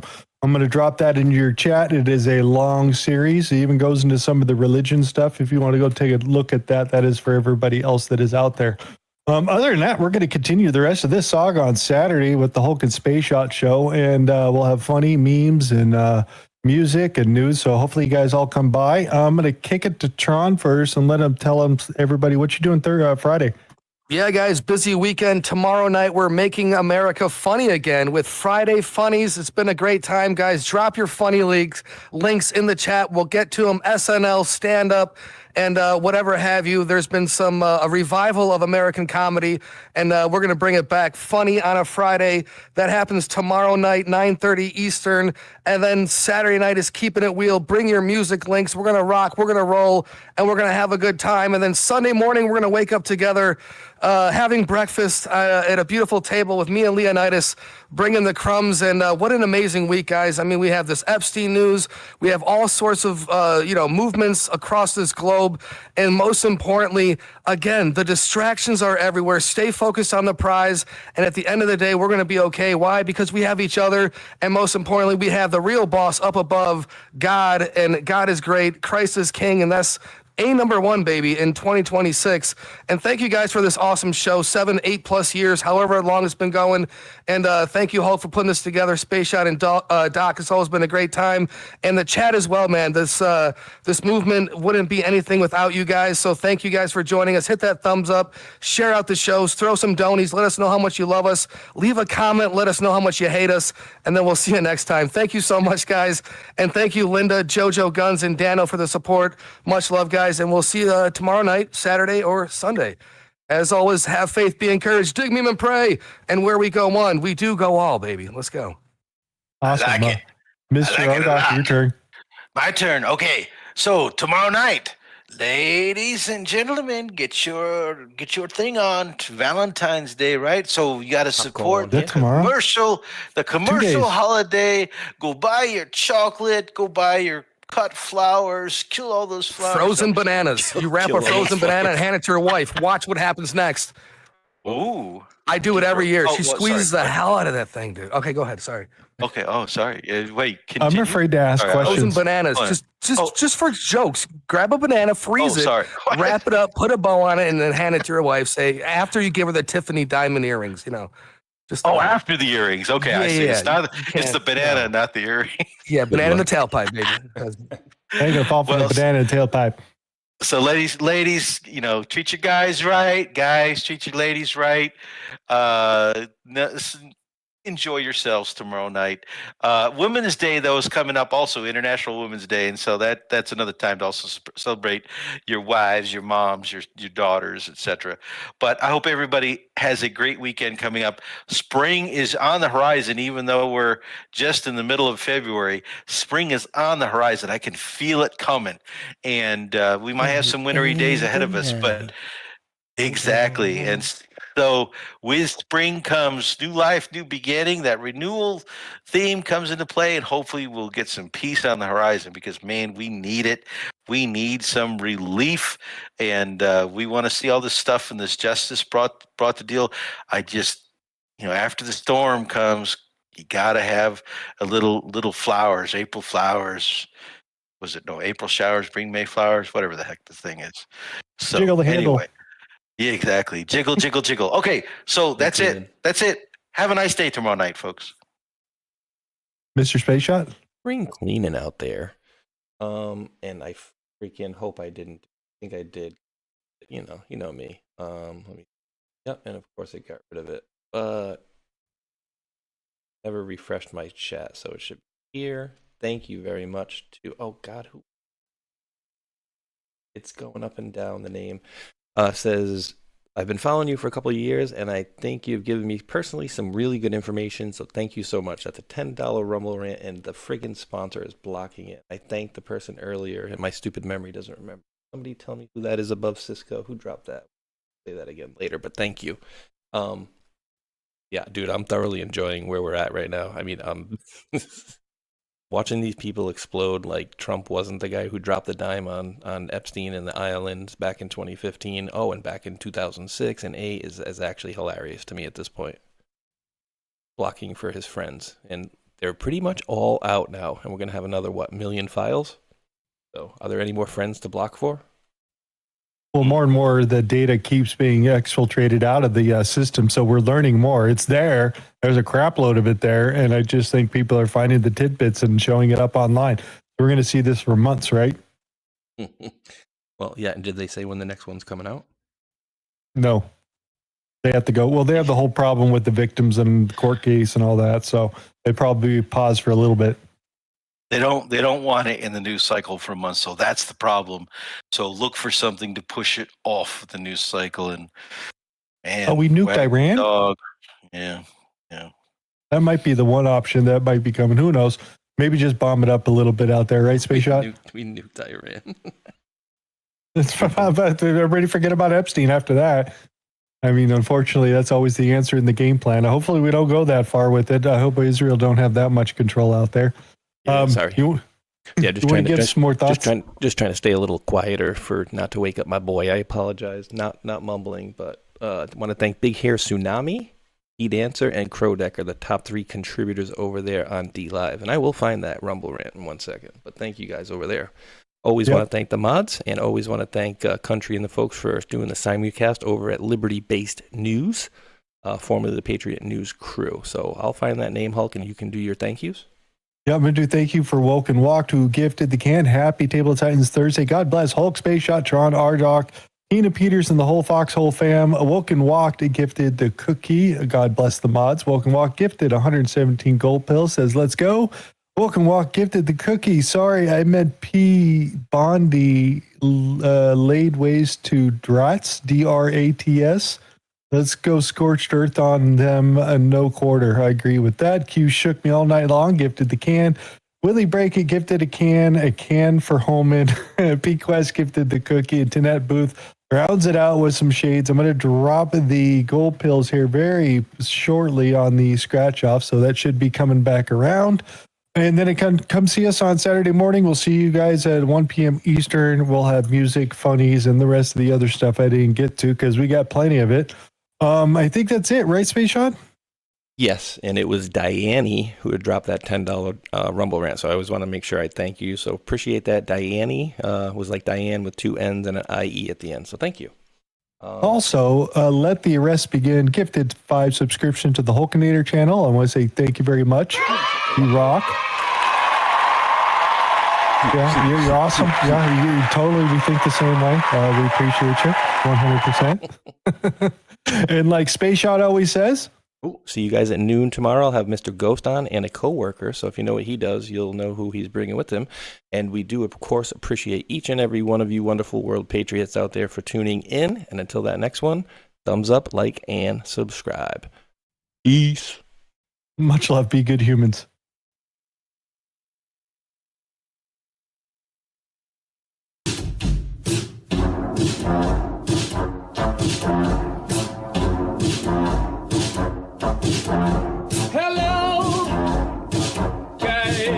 Something special is happening in here.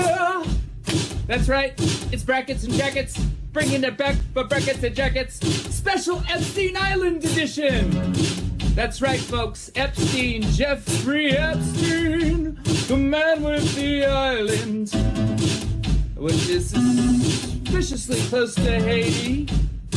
That's right.